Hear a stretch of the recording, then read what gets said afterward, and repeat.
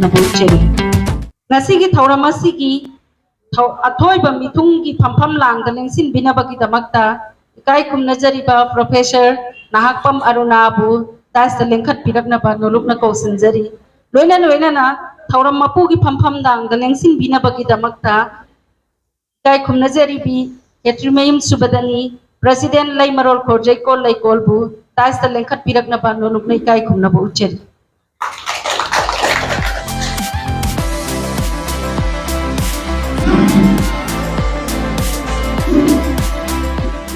thauram mapu amadi athoiba mithungna phampham langda lengsin bikrabaki tungda lengyan amadi kudol tambina ba nolokna ningsingjari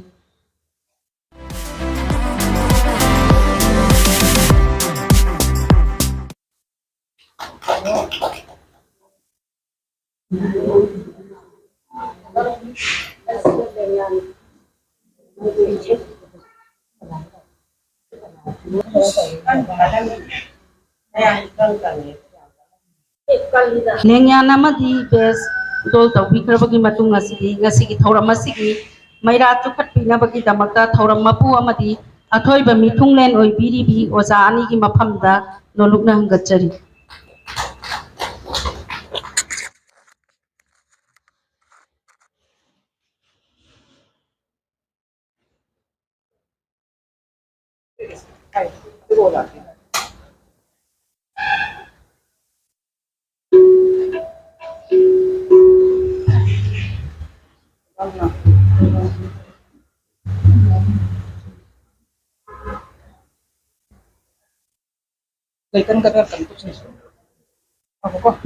loina na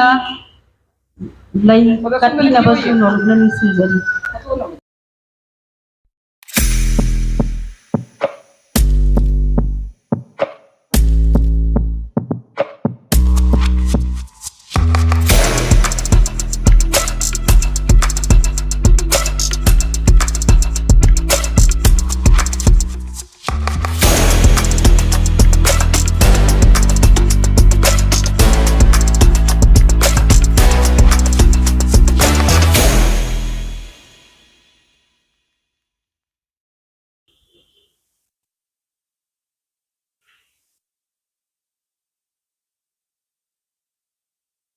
Chief guest amadi president na maira chokhat pikrabagi matung asidi lai mana amamamtang saknai rabi layo rabi ai bidi photo da lai katpi na ba nolokna ningsingjari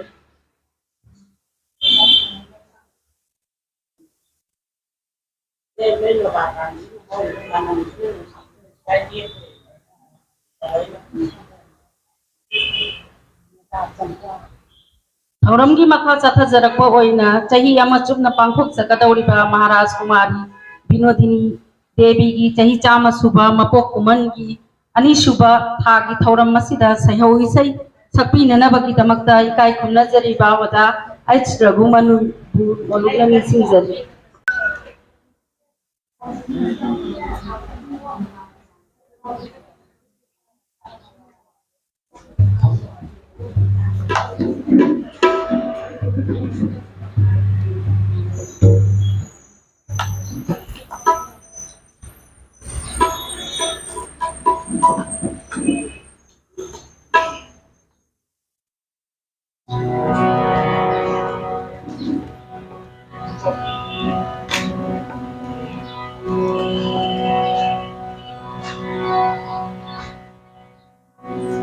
Tuibi Devina, yang besar kita mampu saja ini solusi.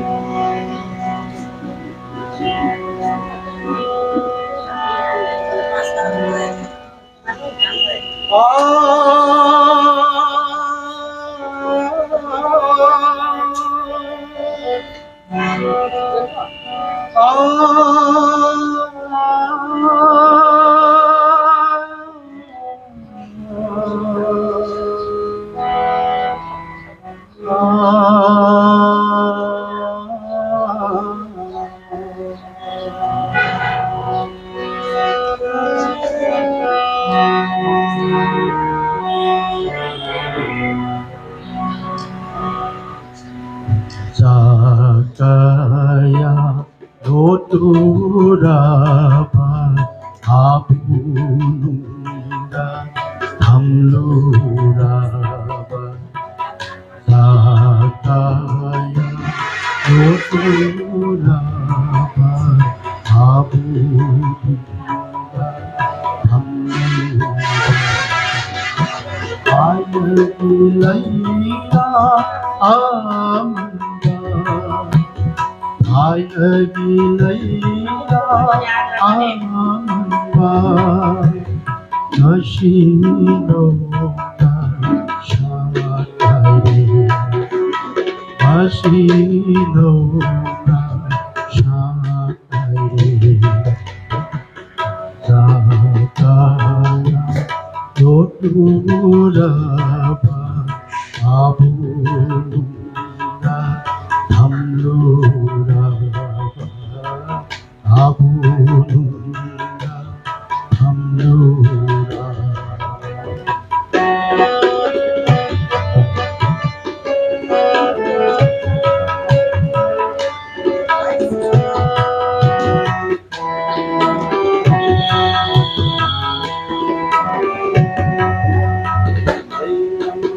Tai băng Shillare Khôi mù khôi ra Ai rate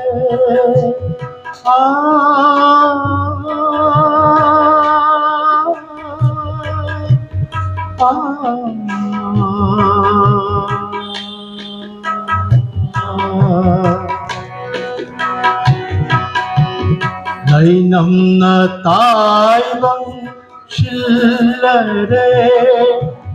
Khôi mù khôi ra Ai rate ai băng thamu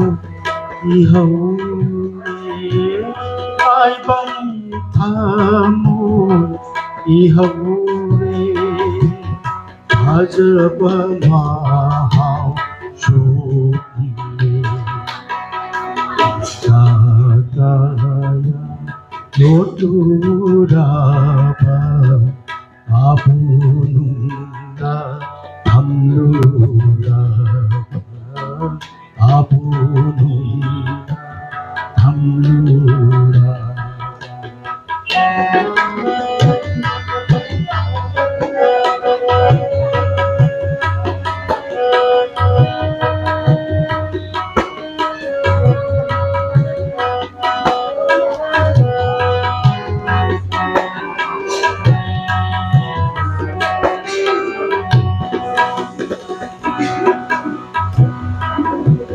Singayele manungshi Tamdayele mapazai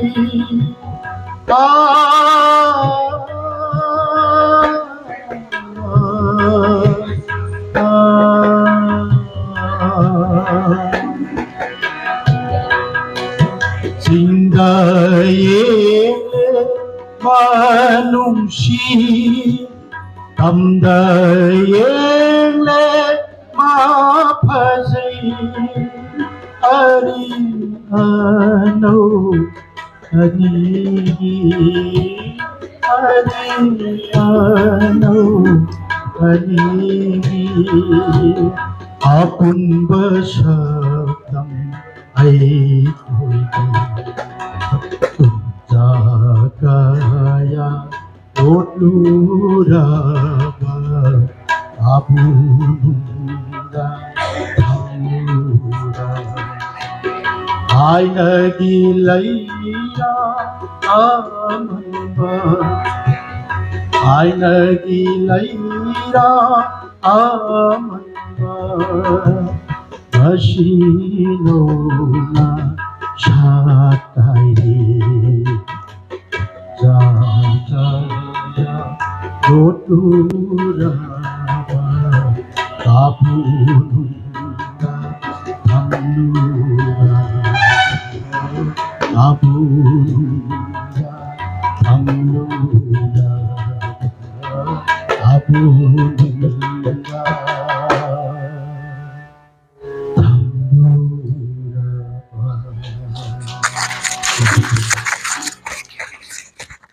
Agatari Oza H. Raghuman Inaugural function asigi welcome address bibi nabagi damakta Dr. Wahengbam Kumari Chanu Secretary Laimarol Khorjaikol Laikol Imphal bu Kausinjari.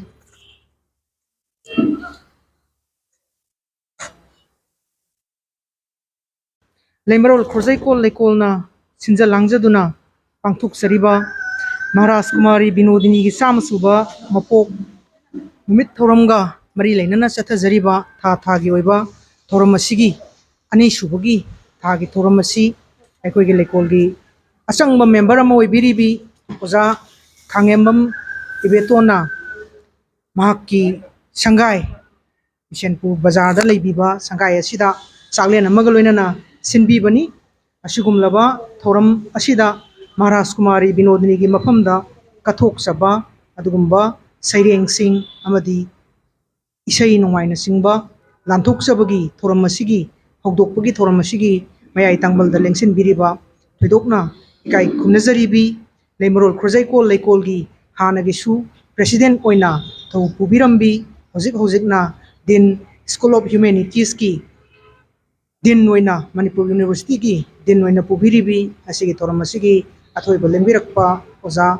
Nahakpam Zaruna Loinana Asigi Thoram Asigi Thoram Mapu Oina Lengsin Biribi Aikoigi Laimarol Khorjaikol Laikolgi Hojik President Oina Su Thau Pubiribi Oza Ketrimim Subadani Anigi Mapamda Laimarol Khorjaikol Laikolgi Maikai Dagi Amadi Aikoigi Oza Khangemam Ibetongi Maikai Dagi Taram Noksari Kai Kumnabutsari Loinana Mangda Lengsin Biriba Laikolgi Thabak Thoram Kayada Maipunana Ona Biribi Aduga Loinana Laikolbu Masan Masini Haidana Pambom Tingbiriba Laikolgi Oiba Thabak Thoram Singda Puning Thogat Biriba Tongan ba Aikoigi Manipuri Korirolgi Manipuri Kunai Tongan ma Sangstan Kayadagi Pambom Tingbiriba Dugumba Nuksizaraba Ibung Ipasing Hojiktasu Aikoigi Seho Isai Lanthok Piramba Oza Raghumani Loinana Isai Nongai gi Kangbu Tabla Paibibat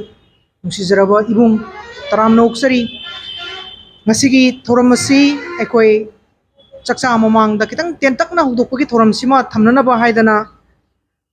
Thamjabaduni Aduna Aikoina Hanana Sinja Langjaba da di Kajitang Hudokpagi Soramsi Kara Shangna Haijabatai Taunanaba Haidana Sem Sajarambani Adubu Horen Saktu Obagi Matungda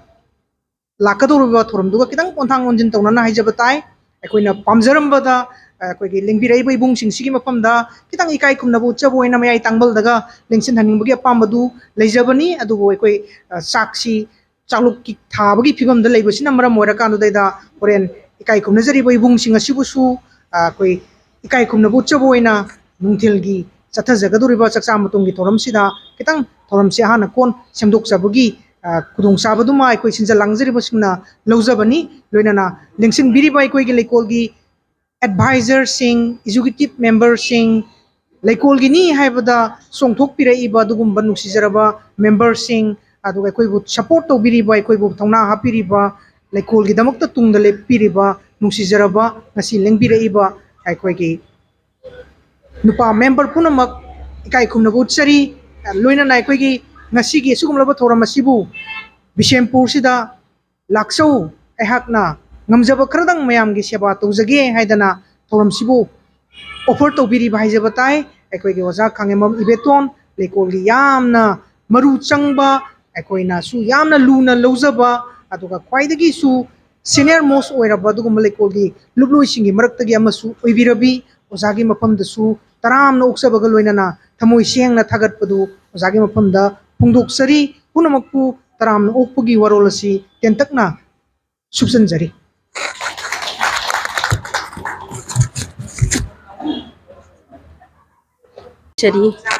Secretary Laikolna Taram Naupagi Warol Thambikrabagi Tungasidi Ngasigi Thauramgi Chief Guest ki Phampam Langdalengsin Biribi Kai Kumnazaribi Professor Nahakpam Aruna Din of Humanities na Chief Guest ki Oiba Warol Thambina Banolungna Nilsingjari Sigi Laikolgi इमासी founder president ओबिरंबा थोदोकना संगनाइरबी अईबी इमासी बिनोदिनी की चामा सुबा मपोक कुमोन लाखपगी लेकोना पांथोकचरकपा फेब्रुवारी की तांग तरुक फेब्रुवारी तांग तरुक तगी हौदोकचरकपा ngasigisina March की अदुगुम्बा चाही अमा चुपना चथजगदबा थौरमगी अनि सुबा थौरमनी थौरम असी सेक्रेटरी ना हाइबी खिबगुमना अखोगी थोदोकना इकाई खुमनजरबा लेकोनगी मेंबर ओजा Khangembam बेतोना सिनबीदुना ngasi se koi lamangdong kaithen manak sida ima sida mu hanna haika lekattamdana ima sigi maramda koi karigumba khara kachabagi thauramdu sinjabani ngasigi sida ai wa oinadi ngangjararoi ai ima sigi asangba nongjabi da yawba aina yamna nungsijaba pamjaba dialogue mate amatang pajage onthokpa wa yamna ningsing lakreda ꯑꯩꯈꯣꯏꯒꯤ ꯂꯝꯗꯣ ꯂꯕꯨꯛꯅ ꯏꯁꯪ ꯁꯪꯉꯤꯗꯣ ꯑꯁꯪꯕ ꯆꯤꯡꯃꯥꯏꯒ ꯑꯁꯪꯕ ꯅꯣꯡꯗꯣꯜꯒ ꯁꯝꯅꯔꯕꯣꯏ ꯅꯤꯡꯉꯤ ꯌꯥꯝꯅ ꯐꯖꯩ ꯑꯩꯒꯤ ꯏꯄꯥꯝ ꯂꯝꯗꯝꯗꯣ ꯎꯌꯨꯡ ꯃꯆꯥꯅ ꯀꯨꯡꯅ ꯌꯦꯅꯤꯡ ꯆꯣꯡꯉꯤꯕ ꯀꯪꯐꯥꯜ ꯃꯦꯂꯩꯅ ꯆꯤꯡꯃꯥꯏ ꯊꯟꯅ ꯁꯥꯠꯄ ꯃꯇꯝ ꯅꯤꯡꯁꯤꯡꯉꯛꯏ ꯉꯁꯤꯗꯤ ꯇꯥꯗ ꯅꯣꯡꯃ ꯑꯩꯁꯨ ꯃꯤ ꯑꯃꯕꯨ ꯅꯨꯡꯁꯤꯔꯨꯏ ꯃꯥꯒꯤ ꯃꯇꯨꯡ ꯏꯟꯗꯨꯅ ꯀꯥꯔꯛꯏ ꯅꯈꯣꯏꯒꯤ ꯃꯤꯠ ꯊꯟꯐꯝ ꯈꯪꯗꯕ ꯁꯣꯔ ꯑꯁꯤꯗ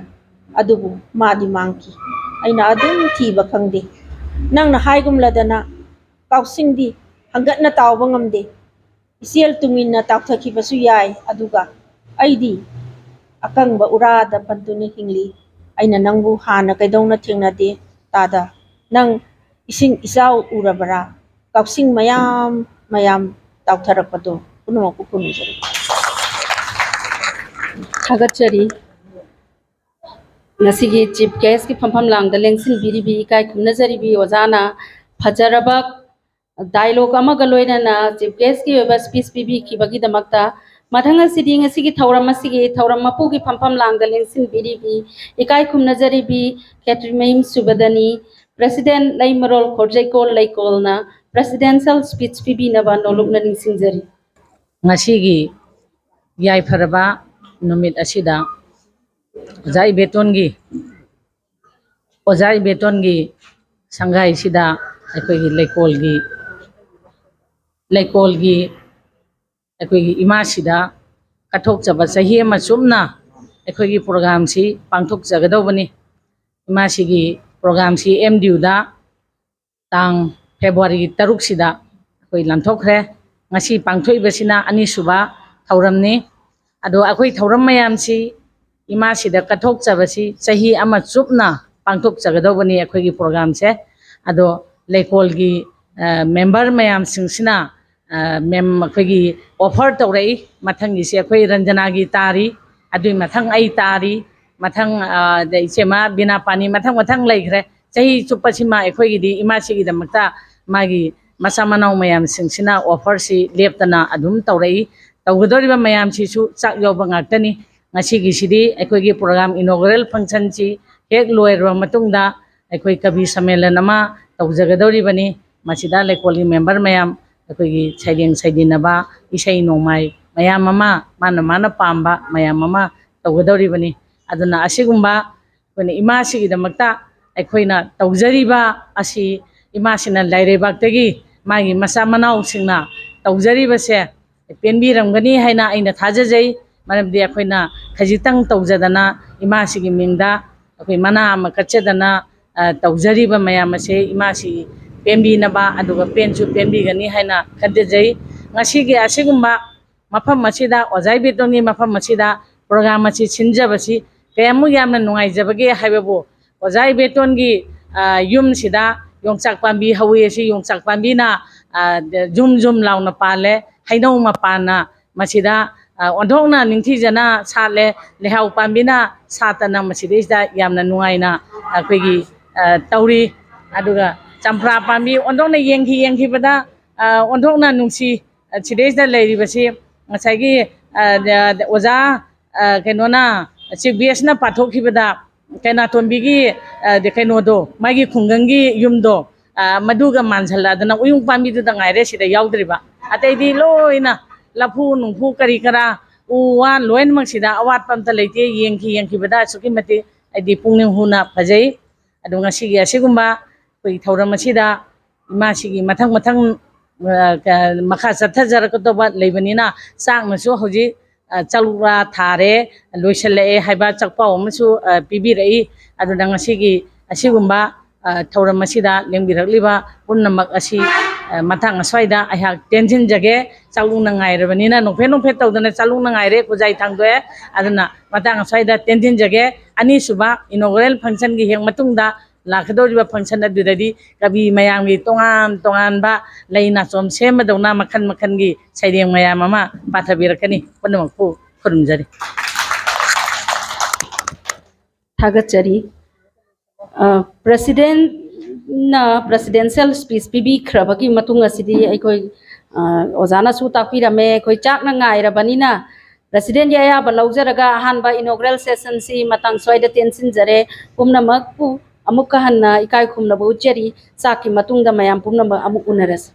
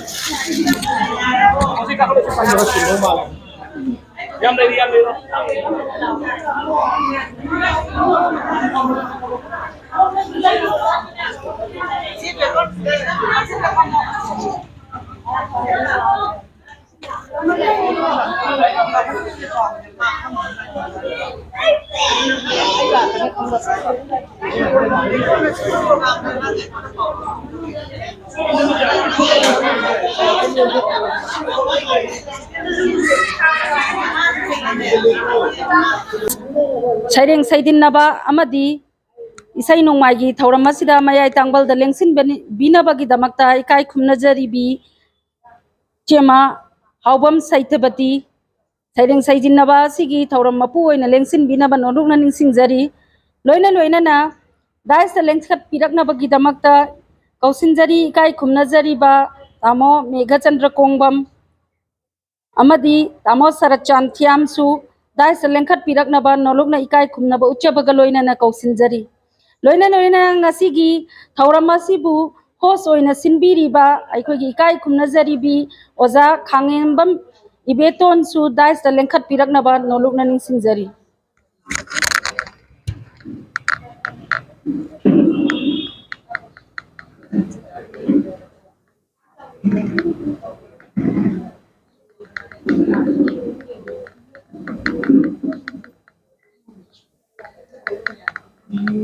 Jariba singna dais da lengsin bigrabagi matung asidi achamba khudol amamam tang tambina ba amadi be setpi na ba nolokna ningsingjari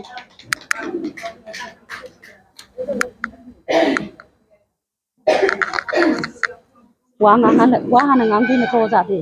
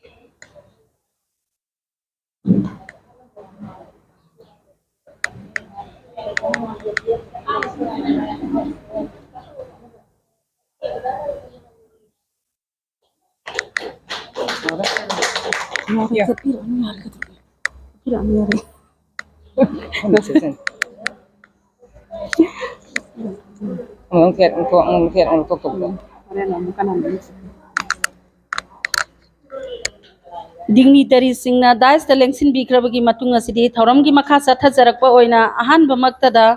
ꯑꯩꯈꯣꯏꯒꯤ ꯏꯀꯥꯏ ꯈꯨꯝꯅꯖꯔꯤꯕꯤ ꯉꯁꯤꯒꯤ ꯊꯧꯔꯝ ꯑꯁꯤꯕꯨ ꯁꯤꯟꯕꯤ ꯂꯥꯡꯕꯤꯔꯤꯕꯤ ꯃꯄꯨꯡ ꯑꯣꯏꯅ ꯆꯥꯛꯂꯦꯟ ꯇꯧꯕꯤꯗꯅ ꯑꯣꯖꯥꯒꯤ ꯁꯪꯒꯥꯏꯗ ꯑꯩꯈꯣꯏꯒꯤ ꯑꯁꯤꯒꯨꯝꯕ ꯑꯆꯝꯕ ꯊꯧꯔꯝ ꯑꯁꯤ ꯄꯥꯡꯊꯣꯛꯆꯅꯕꯒꯤ ꯑꯌꯥꯕ ꯄꯤꯕꯤꯔꯤꯕꯤ ꯑꯣꯖꯥ ꯏꯕꯦꯇꯣꯟꯅ ꯑꯣꯖꯥꯒꯤ ꯑꯣꯏꯕ ꯋꯥꯐꯝ 5-10ꯗꯪ ꯊꯝꯕꯤꯅꯕ ꯅꯣꯂꯨꯛꯅ ꯅꯤꯡꯁꯤꯡꯖꯔꯤ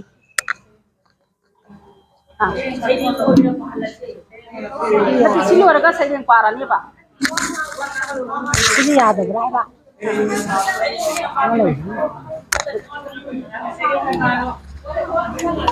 Ini pahala ay.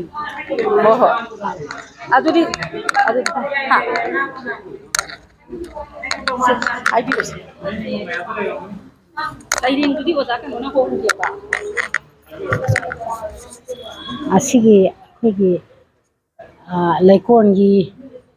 ꯌꯥꯝꯅ ꯏꯀꯥꯏ ꯈꯨꯝꯅꯖꯔꯕ ꯃꯦꯝꯕꯔꯁꯤꯡꯅ ꯑꯩꯒꯤ ꯌꯨꯝꯗ ꯂꯦꯡꯕꯤꯔꯛꯇꯨꯅ ꯐꯪꯁꯟ ꯑꯁꯤ ꯄꯥꯡꯊꯣꯛꯄꯤꯕꯒꯤꯗꯃꯛꯇ ꯑꯩꯗꯤ ꯌꯥꯝꯅ ꯍꯔꯥꯎꯖꯩ ꯌꯥꯝꯅ ꯅꯨꯡꯉꯥꯏꯖꯩ ꯑꯗꯨꯒ ꯃꯌꯥꯝ ꯄꯨꯝꯅꯃꯛꯇꯁꯨ ꯑꯩꯒꯤ ꯑꯄꯦꯟꯕ ꯐꯣꯡꯗꯣꯛꯆꯔꯤ ꯑꯩꯒꯤꯗꯤ ꯊꯣꯏꯗꯣꯛꯄ ꯍꯥꯏꯖꯅꯤꯡꯉꯥꯏ ꯂꯩꯇꯦ ꯃꯌꯥꯝ ꯄꯨꯝꯅꯃꯛ ꯂꯦꯡꯕꯤꯔꯛꯀꯅꯦꯅ ꯂꯥꯡꯕꯗ ꯉꯔꯥꯡ ꯅꯍꯥꯟꯗꯒꯤ ꯌꯥꯝ ꯋꯥꯖꯔꯦ ꯑꯗꯨꯅ ꯑꯩꯕꯨꯗꯤ ꯌꯥꯝꯅ ꯉꯥꯡꯍꯟꯕꯤꯔꯅꯨ ꯑꯩ ꯉꯥꯏꯍꯥꯛꯇꯪ ꯀꯩꯅꯣ ꯇꯧꯖꯒꯦ ꯑꯗꯨꯒ ꯃꯌꯥꯝꯅ ꯂꯦꯡꯕꯤꯔꯛꯄꯁꯤꯒꯤꯗꯃꯛꯇ ꯑꯩ ꯍꯥꯏꯅꯤꯡꯉꯥꯏ ꯂꯩꯇꯅ ꯊꯥꯒꯠꯆꯔꯤ ꯃꯇꯨꯡꯗꯁꯨ ꯃꯌꯥꯝ ꯂꯦꯡꯕꯤꯔꯛꯄ ꯄꯥꯝꯖꯩ ꯀꯔꯝꯕ ꯃꯇꯝꯗ ꯑꯃꯨꯛ ꯂꯦꯡꯕꯤꯔꯛꯄ ꯉꯝꯒꯗꯒꯦ ꯃꯌꯥꯝꯅ ꯅꯤꯡꯁꯤꯡꯕꯤꯔꯛꯑꯣ ꯑꯩ ꯂꯣꯏꯁꯤꯟꯖꯔꯦ ꯑꯩꯒꯤ ꯊꯣꯏꯗꯣꯛꯄ ꯍꯥꯏꯖꯅꯤꯡꯉꯥꯏ ꯂꯩꯖꯗꯦ ꯊꯥꯒꯠꯆꯔꯤ ꯑꯣꯖꯥꯅ ꯑꯍꯤꯡ ꯅꯨꯡꯊꯤꯜ ꯅꯥꯏꯗꯅ ꯑꯩꯈꯣꯏ ꯃꯌꯥꯝ ꯂꯥꯛꯄꯤꯒꯅꯤ ꯍꯥꯏꯗꯅ ꯊꯧꯔꯥꯡ ꯇꯧꯕꯗ ꯑꯣꯖꯥꯁꯦ ꯌꯥꯝꯅ ꯆꯣꯛꯊꯔꯦ ꯑꯗꯨꯅ ꯉꯥꯏꯍꯥꯛꯇꯪ ꯄꯣꯊꯥꯈꯤꯒꯦ ꯍꯥꯏꯅ ꯇꯥꯛꯄꯤꯔꯛꯏ ꯃꯊꯪ ꯑꯁꯤꯗꯤ ꯑꯩꯈꯣꯏꯒꯤ ꯉꯁꯤꯒꯤ ꯁꯩꯔꯦꯡ ꯁꯩꯗꯤꯟꯅꯕ ꯑꯃꯗꯤ ꯏꯁꯩ ꯅꯣꯡꯃꯥꯏꯒꯤ ꯊꯧꯔꯝ ꯑꯁꯤ ꯍꯧꯗꯣꯛꯆꯅꯕꯒꯤ ꯇꯥꯟꯖꯥ ꯑꯗꯨ ꯂꯧꯖꯒꯦ ꯑꯩꯈꯣꯏꯒꯤ ꯉꯁꯤꯒꯤ ꯊꯧꯔꯝ ꯃꯄꯨ ꯑꯣꯏꯕꯤꯔꯤꯕꯤ ꯏꯀꯥꯏ ꯈꯨꯝꯅꯖꯔꯤꯕꯤ ꯑꯣꯖꯥ ꯍꯥꯎꯕꯝ ꯁꯩꯇꯕꯇꯤꯅ ꯁꯩꯔꯦꯡ ꯑꯃꯇꯪ ꯄꯥꯊꯣꯛꯄꯤꯗꯨꯅ ꯉꯁꯤꯒꯤ ꯁꯩꯔꯦꯡ ꯁꯩꯗꯤꯟꯅꯕꯒꯤ ꯊꯧꯔꯝ ꯑꯁꯤ ꯍꯧꯗꯣꯛꯄꯤꯒꯅꯤ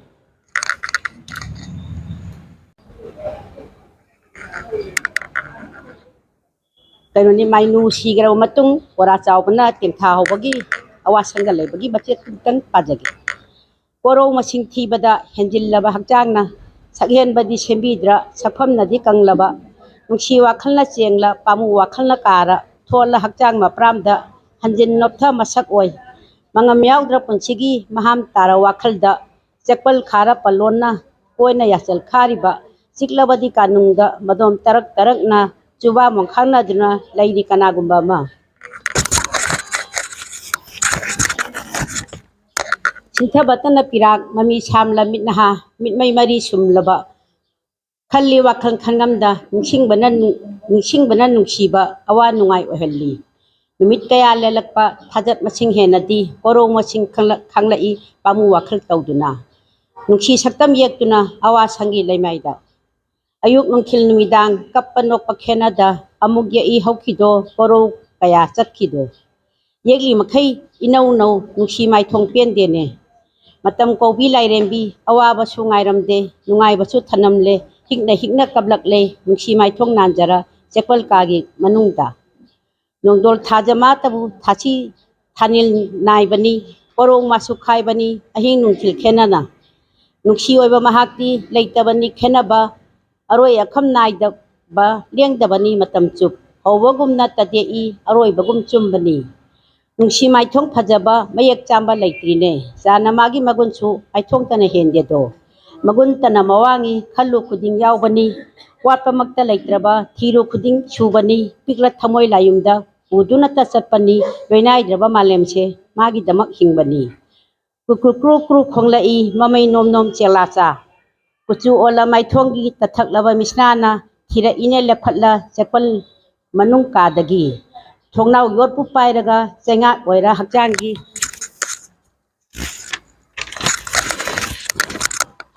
ꯆꯦꯂꯥ ꯈꯣꯟꯖꯦꯜ ꯇꯥꯕꯗ ꯑꯋꯥꯁꯪꯒꯤ ꯃꯄꯥꯟꯗ ꯃꯥꯌꯣꯛꯅꯅ ꯍꯧꯔꯤꯕ ꯍꯩꯅꯧ ꯄꯥꯝꯕꯤ ꯃꯁꯥꯒꯤ ꯄꯨꯡꯂꯃꯅꯥ ꯃꯔꯛꯇ ꯃꯇꯨ ꯃꯃꯥꯟ ꯏꯅꯥꯟ ꯅꯥꯟ ꯃꯃꯤꯠ ꯇꯔꯪ ꯇꯔꯪ ꯄꯥꯡ ꯇꯣꯡꯗꯨꯅꯕꯨ ꯂꯩꯔꯝꯂꯦ ꯃꯉꯛ ꯂꯩꯅ ꯃꯈꯧꯄꯣꯡ ꯂꯨꯞꯊꯗꯨꯅ ꯈꯣꯡꯂꯛꯂꯦ ꯆꯦꯛꯂꯥ ꯃꯁꯛ ꯎꯕꯗ ꯃꯈꯣꯟꯖꯦꯜꯕꯨ ꯇꯥꯕꯗ ꯑꯄꯦꯟꯕꯗꯤ ꯑꯣꯏꯔꯦꯅꯦ ꯄꯦꯡꯂꯝꯗ꯭ꯔꯕ ꯊꯃꯣꯏ ꯃꯒꯤ ꯃꯤꯌꯦꯡ ꯆꯣꯏꯗ ꯌꯦꯡꯉꯤꯗꯣ ꯆꯦꯛꯂꯥ ꯁꯛꯇꯝ ꯂꯦꯡꯗꯅ ꯃꯔꯣꯜꯕꯨꯗꯤ ꯂꯣꯜꯂꯛꯏ ꯑꯋꯥꯁꯪꯒꯤ ꯊꯣꯡꯅꯥꯎꯗ ꯆꯦꯛꯂꯥ ꯅꯪꯕꯨ ꯑꯄꯤꯁꯛ ꯅꯆꯨ ꯅꯃꯦꯟ ꯏꯃꯛꯃꯛ ꯆꯦꯛꯂꯥ ꯅꯈꯣꯡ ꯏꯅꯦꯝ ꯅꯦꯝ ꯅꯒꯨꯝꯄꯨ ꯃꯥꯟꯕꯤ ꯁꯥꯖꯠ ꯅꯪꯅ ꯅꯈꯧꯄꯣꯡꯕꯕꯨ ꯌꯧꯔꯛꯂꯕ꯭ꯔꯥ ꯂꯥꯡꯕꯟ ꯊꯥ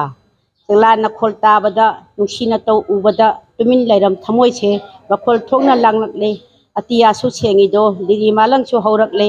ꯇꯨꯃꯤꯟ ꯂꯩꯕꯤ ꯂꯩꯆꯤꯜꯁꯨ ꯁꯥꯊꯦꯛ ꯌꯥꯎꯅ ꯄꯥꯏꯔꯛꯂꯦ ꯂꯣꯏꯅ ꯁꯥꯐꯣꯡꯅꯔꯛꯂꯦ ꯏꯍꯧꯅꯔꯦ ꯉꯝꯅꯃꯛ ꯂꯥꯛꯂꯣ ꯆꯦꯛꯂꯥ ꯇꯣꯡꯂꯔꯣ ꯅꯨꯡꯇꯤ ꯅꯨꯃꯤꯠ ꯈꯨꯗꯤꯡꯒꯤ ꯅꯪ ꯅꯤꯡꯇꯝꯅ ꯈꯣꯡꯂꯔꯣ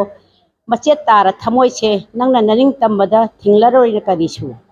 ꯈꯥꯛꯂꯕꯅꯤ ꯅꯪꯒꯤꯕꯨ ꯆꯤꯡꯅꯒꯅꯨ ꯆꯦꯛꯂꯥꯆꯥ ꯆꯦꯛꯂꯥ ꯅꯁꯛ ꯎꯕꯗ ꯅꯈꯣꯜ ꯇꯕꯨ ꯇꯥꯕꯗ ꯑꯣꯏꯔꯤ ꯑꯩꯒꯤ ꯁꯥꯐꯕ ꯈꯪꯉꯨ ꯆꯦꯛꯂꯥ ꯅꯍꯥꯛꯅ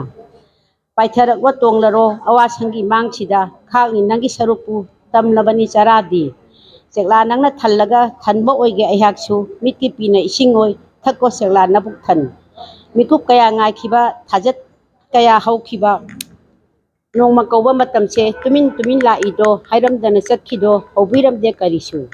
ꯅꯨꯡꯁꯤ ꯋꯥꯈꯜ ꯃꯩꯆꯥꯛꯇꯤ ꯍꯦꯟꯒꯠꯂꯛꯏ ꯀꯨꯏꯔꯒ ꯄꯨꯃꯣꯟ ꯑꯣꯟꯅ ꯈꯥꯡꯒꯅꯤ ꯊꯃꯣꯏ ꯃꯩꯒꯤ ꯈꯧꯔꯥꯡꯕ ꯅꯪꯒꯤ ꯂꯃꯟ ꯁꯤꯡꯉꯝꯂꯣꯏ ꯍꯧꯈ꯭ꯔꯕꯁꯨ ꯃꯇꯝꯁꯦ ꯈꯔꯇꯗꯤ ꯑꯣꯏꯌꯨꯅꯦ ꯄꯣꯝꯕꯤ ꯅꯪꯒꯤ ꯑꯄꯦꯟꯕ ꯆꯠꯅꯤꯡꯗ꯭ꯔꯦꯅ ꯀꯩꯗꯁꯨ ꯌꯦꯡꯅꯤꯡꯗ꯭ꯔꯦꯅ ꯃꯐꯝ ꯑꯃ ꯅꯪꯒꯤ ꯅꯨꯡꯁꯤ ꯊꯋꯥꯏꯅ ꯄꯥꯃꯨ ꯅꯪꯒꯤ ꯊꯃꯣꯏꯅ ꯑꯩꯕꯨꯇꯕꯨ ꯈꯟꯖꯕꯤ ꯅꯨꯡꯁꯤꯖꯕꯤ ꯑꯩꯕꯨꯇ ꯆꯠꯈꯤꯗ꯭ꯔꯤꯅꯦ ꯃꯍꯥꯛꯇꯣ ꯂꯩꯔꯤ ꯂꯦꯡꯗ ꯉꯁꯤꯁꯨ ꯎꯉꯝꯗ꯭ꯔꯕ ꯃꯍꯥꯛꯀꯤ ꯄꯨꯔꯛꯄꯅꯤ ꯃꯄꯥꯎꯕꯨ ꯅꯈꯣꯜꯇꯕꯨ ꯄꯦꯟꯖꯩꯅꯦ ꯎꯖꯅꯤꯡꯉꯤ ꯅꯁꯛꯄꯨ ꯅꯪꯅ ꯅꯈꯧ ꯄꯣꯡꯕꯗꯤ ꯅꯨꯡꯁꯤ ꯄꯥꯎꯈꯣꯟ ꯂꯥꯛꯄꯅꯤ ꯅꯪꯅ ꯀꯨꯀ꯭ꯔꯨ ꯈꯣꯡꯕꯗꯤ ꯅꯨꯡꯁꯤ ꯃꯄꯥꯎ ꯇꯝꯕꯅꯤ ꯍꯩꯔꯦ ꯂꯥꯏꯖ ꯏꯁꯤꯡꯕꯨ ꯆꯦꯛꯂꯥ ꯄꯦꯟꯅ ꯊꯛꯎꯀꯣ ꯆꯦꯛꯂꯥ ꯅꯪꯕꯨ ꯅꯨꯡꯉꯣꯟꯕꯤ ꯑꯩꯕꯨ ꯀꯥꯎꯅꯨ ꯂꯥꯛꯎꯀꯣ ꯈꯨꯡꯒꯥꯡꯗꯅ ꯄꯥꯏꯔꯛꯎ ꯄꯤꯅꯤ ꯊꯃꯣꯏꯒꯤ ꯇꯔꯄꯟ ꯆꯦꯛꯂꯥ ꯅꯪꯒꯤ ꯅꯇꯦꯡꯅ ꯌꯧꯒꯦ ꯅꯨꯡꯁꯤ ꯃꯀꯥꯗ ꯅꯨꯃꯤꯠ ꯂꯤꯁꯤꯡ ꯆꯠꯁꯅꯨ ꯊꯥꯖꯠ ꯀꯌꯥ ꯂꯥꯟꯁꯅꯨ ꯂꯥꯛꯂꯕꯗꯤ ꯅꯪꯅꯕꯨ ꯑꯋꯥꯁꯪꯒꯤ ꯐꯝꯕꯥꯛꯁꯦ ꯑꯣꯏꯒꯦ ꯑꯩꯒꯤ ꯑꯔꯣꯏꯕ ꯌꯥꯍꯤꯐꯝꯗꯤ ꯄꯨꯟꯁꯤꯒꯤ ꯃꯈꯨꯠ ꯑꯅꯤ ꯇꯤꯡꯊꯣꯛꯂ ꯆꯦꯛꯂꯥ ꯌꯦꯡꯅ ꯄꯥꯎꯃꯦꯜꯂꯤ ꯊꯃꯣꯏ ꯃꯥꯒꯤ ꯌꯥꯋꯥꯗꯣ ꯁꯣꯛꯂ ꯂꯀꯥꯅꯨꯡꯗꯒꯤ ꯂꯣꯏꯖꯔꯦ ꯑꯩꯒꯤ ꯁꯩꯔꯦꯡ ꯋꯥꯈꯜ ꯋꯥꯈꯜ ꯂꯩꯈꯥꯏ ꯇꯥꯗꯔꯦ ꯅꯤꯡꯖꯕ ꯑꯁꯥ ꯊꯨꯡꯗꯔꯦ ꯁꯃꯨꯗ꯭ꯔꯒ ꯂꯥꯡꯈꯣꯡꯒ ꯑꯣꯏꯔꯔꯦ ꯆꯥꯡꯗꯝꯅꯐꯝ ꯈꯪꯈꯤꯗꯔꯦ ꯇꯥꯏꯕꯪ ꯂꯣꯟꯆꯠ ꯑꯣꯏꯕꯅ ꯀꯅꯥꯗ ꯀꯔꯤ ꯍꯥꯏꯔꯨꯅꯤ ꯑꯩꯅ ꯅꯤꯡꯖꯕ ꯑꯁꯥꯁꯦ ꯑꯩꯒꯤ ꯊꯨꯡꯗꯅ ꯑꯁꯨꯝ ꯂꯦꯜꯂꯗꯔꯥ ꯄꯨꯟꯁꯤꯗꯤ ꯍꯧꯖꯤꯟꯈ꯭ꯔꯦ ꯑꯁꯨꯝ ꯁꯨꯅ ꯅꯣꯝꯅ ꯅꯣꯝꯅ ꯃꯅꯤꯡ ꯍꯟꯗꯨꯅ ꯆꯠꯂꯦ ꯑꯩꯗꯤ ꯄꯥꯡꯒꯤ ꯑꯁꯥꯁꯨ ꯃꯥꯡꯁꯤꯜꯂꯛꯂꯤ ꯇꯨꯡꯒꯤ ꯋꯥꯈꯜꯁꯨ ꯈꯟꯈꯤꯗꯔꯦ ꯋꯥꯈꯜ ꯂꯝꯐꯥꯡꯅꯈꯤꯕꯅ ꯀꯔꯤꯅꯣ ꯄꯂꯦꯞꯐꯝ ꯈꯪꯗꯔꯦ ꯄꯨꯛꯅꯤꯡ ꯂꯤꯁꯥꯡ ꯊꯥꯗꯨꯅ ꯈꯜꯂꯤ ꯀꯅꯥꯒꯤꯗꯃꯛ ꯃꯗꯨꯁꯨ ꯑꯩꯅ ꯈꯪꯕ ꯉꯝꯗ꯭ꯔꯤ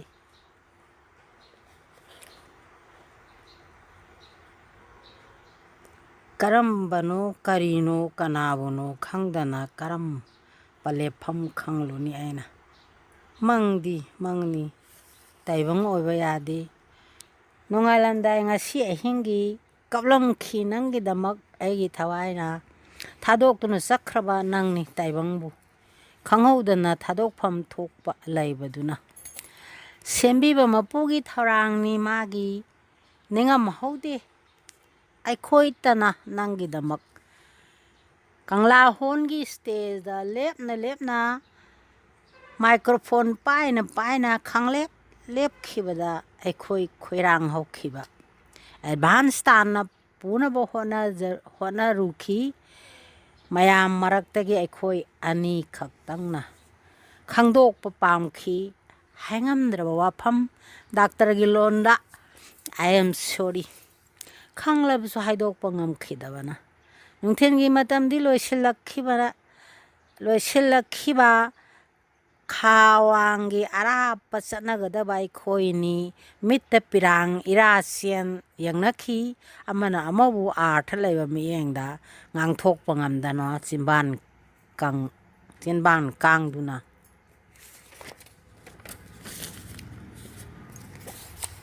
ꯍꯥꯏꯔꯞꯂꯒ ꯃꯄꯨ ꯏꯕꯨꯡꯉꯣꯗ ꯏꯕꯥꯅꯤ thawai nungaita matamduda thorakhi advance tagi tumin nungsung nungjana na mayum yum pangna rakhi kari di tawruni mapugi thausinduda yum yoraga tarakhi taibang sanabi mioi pokki haunabi haksang thadok tuna thawai na larang lainam oi tin khare aikhoi lakta tilambi larang binang na kharai khangki de thamoi kaikhi taibangi sanabini taibangbu thadokpham thokpa matamni mapugi thausinda adubu khangamde haktheng naroba aitana nungsibi nangni nupi lakta larang bini khongsat kayada loina rakhibi nangni kawge khaluba kangam loidoba nangni Silong khongsat halakhibada hotel da nupi gi haksangi maramda ke amaugi maramda paukta kyane nangna piram khiba aikhoida kawge khaluba urakhi mitmangda sakpanna na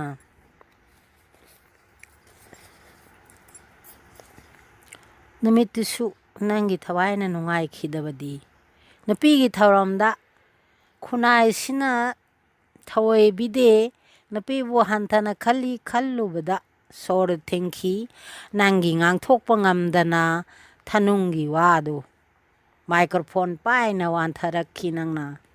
nupi mayam sangduna laikan na bahona khi pha set piduna khanga hei kayana adubu sakraba nangdi ningai balaitana halakpa laikhide haksang lengkhide aroiba makeup oiram khinangi damak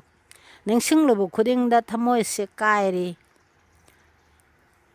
loina rakhiba nanga aiga khongsat kayada nungsi sana samina khiba nangi wangang nangi wahai khuding makna ngasi su lehauri thamoida chuduna kawangam de nangbu mikup ama ningsing bana olari ahing sida mangla noi kaplam khi aidi nunghik na nanangi damak taibang phawna kaplam khi milu sona advance thoklam makeup na kapna ha ki sereng loisinjare ramda iba sereng amatang mayamda lanthokjari serengi maming nahak ki lambi binodini gi maphamda yamna thapnariba lambi amadi oikhide yamna naksin nakhi ningthau konga miyamga lambi duda lakhi nahakna lambi dusu oikhi nasamakna cheksinna senakhiba phinado nahaki kokta kupliba nantharakhide nongmata prithibigi ani subalanjau mamangda kakhiba bob pamjana setkhiba ngaksang ngangba jin tongduna chatkhiba sagol thauduna chatkhiba jeep amuk lakhidre nanaktagi puduna chatkre sinaram laga moirang phi nahaki laibakta singliba chandan nakhang mapada huitharak liba lei anigi tinaphamna kadaida asit awan thadade ngaksakhi kanna tanaurabi khucha taraduna lutungi samjidu kunda leina chandramukhina naksin nanabata honakhi nanakta samji reisu yerum leisu kwak leisu oina jakhi narumda nangonda phauki pukningda wakhalda thamoida shanti niketan de amattani imung amagum aduna nahakna haikhibane Japanese phachugi cycle nahakta wairuge haina theknakhi nahaki lambi sida nahakku khangba kayama thorakhi lambi sida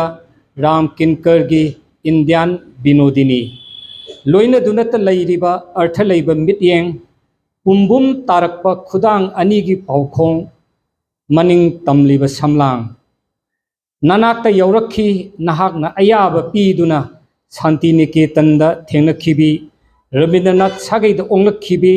nahaki nata Jek Ningol Melada khangankhi nahakna nahaki Manipur do mangonda mi khudingmak mi oina ukhi nahakna mi oiramdaba mi thengnarakpadadi nahaki chinbanani खंगहौदना ताइसिनखी Kangba यादनबा अदुबु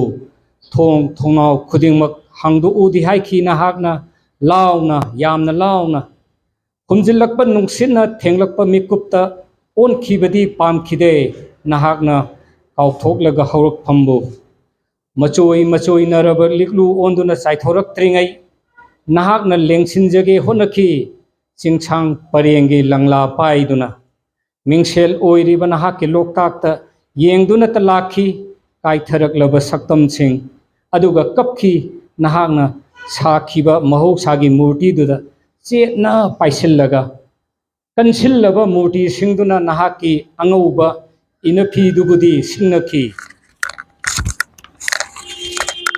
ओलक्लबा मचू अमा नाहाकि पुंसी नुमिदांग वाइरम अमदा ngамखिदे होंगनबा ngौदुनत लैखि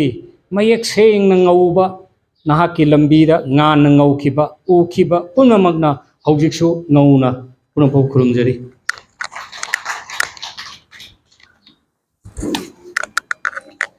थागचरी तामोबु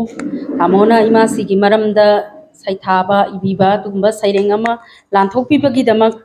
मथंग असि चाबा लौजरगा एहाकसु इमासीगी इसै मै अमतंग मयामदा लांथोकजगे इसै सैरेंग बिनोदिनीगी हाइबा इसै बिनोदिनीगी हाइरिबा lyric अदुदगी लौथोकजबा इसै सैरेंग अमतंग मयामगी मफमदा लांथोकजगे खंगदे हौजिकसु खंगदे हौजिकसु ऐदी कनानो नंगु कनानो थमोई लैरबदी नंगी करी खल्ली हाइरोनी खंगदे हौजिकसु ऐदी कनानो नंगु कनानो थमोई लैरबदी नंगी करी खल्ली हाइरोनी थेंगनखी चटखिबा लंबीदा नंगु तोइना उखी इतुंग इलाई मित्येंग करिगिनो हाइरोनी थेंगनखी चटखिबा लंबीदा नंगु तोइना उखी इतुंग इलाई मित्येंग करिगिनो हाइरोनी ताओ आइगी वासे ताखो आइगी वा नंगी चिकलबा थमोइनुंग तथकलबा नोंगथांगुम जगोय साहल्लो मिकुप अमतंग ताओ आइगी वासे ताखो आइगी वा नंगी चिकलबा थमोइनुंग तथकलबा नोंगथांगुम जगोय साहल्लो मिकुप मतंग करिसु हाइररोइद्रा नंगु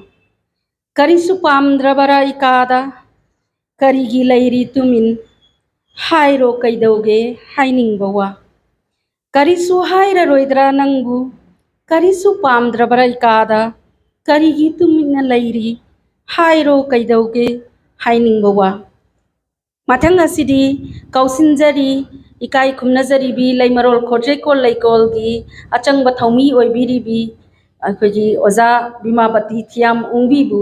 सैरेंग अमतंग लांथोकपिनबा मयाम मफमदा कौसिनजरी नंगना लेपलै हेक्ता तानथोकनी नाहाकसे नंगना लेपलै हेक्ता तानथोकनी नाहाकसे लाकना तामना यामना लाकना पोदै नाहाकनादी असुम असुम नक्सिनगदबगी मियोइबगी मरक्ता येंगलदुना नंगी साथेक थांगलिबनी खोंथांगसे थांगलिबनी खोंकापसिसु काप ओंदुना कयाम लाकना चसिगे कयाम हेंदोकना लेपसिगे नक्सिननिंगदे नंगी ननाक्ता हंगोय नंगु यामना हंगोय नंगनदी होटनै नक्कदबगी तांगलबा मियोइ पोकी मनाक्ता चटली थैदोक्तुना ऐनदी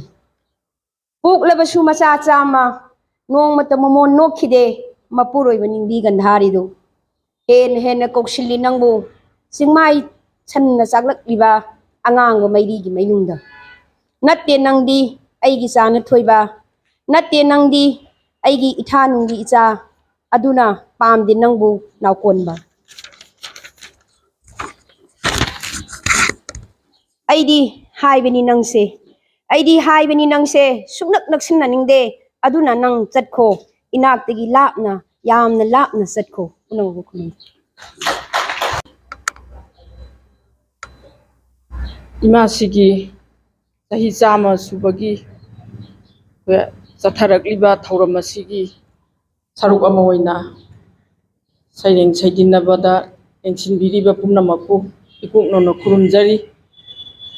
ꯁꯩꯔꯦꯡꯒꯤ ꯃꯃꯤꯡ ꯏꯃꯥꯁꯤ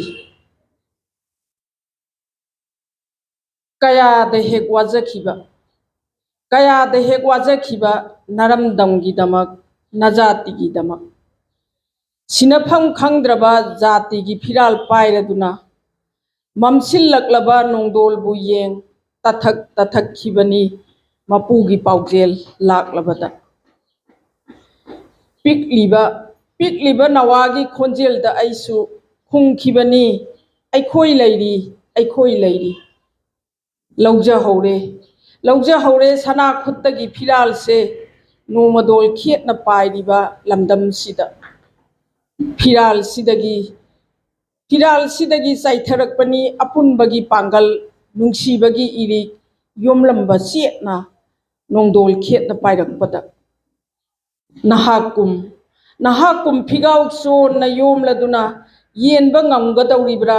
ꯏꯃꯥꯒꯤ ꯂꯩꯀꯣꯜ ꯊꯟꯅ ꯁꯥꯠꯂꯤꯕ ꯂꯩꯔꯥꯡꯁꯤꯡꯁꯦ ꯃꯥꯂꯦꯝ ꯁꯤꯟꯅ ꯀꯌꯥ ꯍꯛꯂꯤꯕ ꯃꯃꯜꯅꯣ ꯐꯤꯔꯥꯜꯁꯤꯒꯤ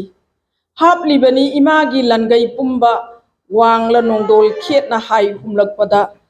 ꯑꯀꯟꯕ ꯅꯨꯡꯁꯤꯠꯀꯤ ꯁꯍꯨꯝꯕꯨ ꯁꯤꯡꯅꯔꯗꯨꯅ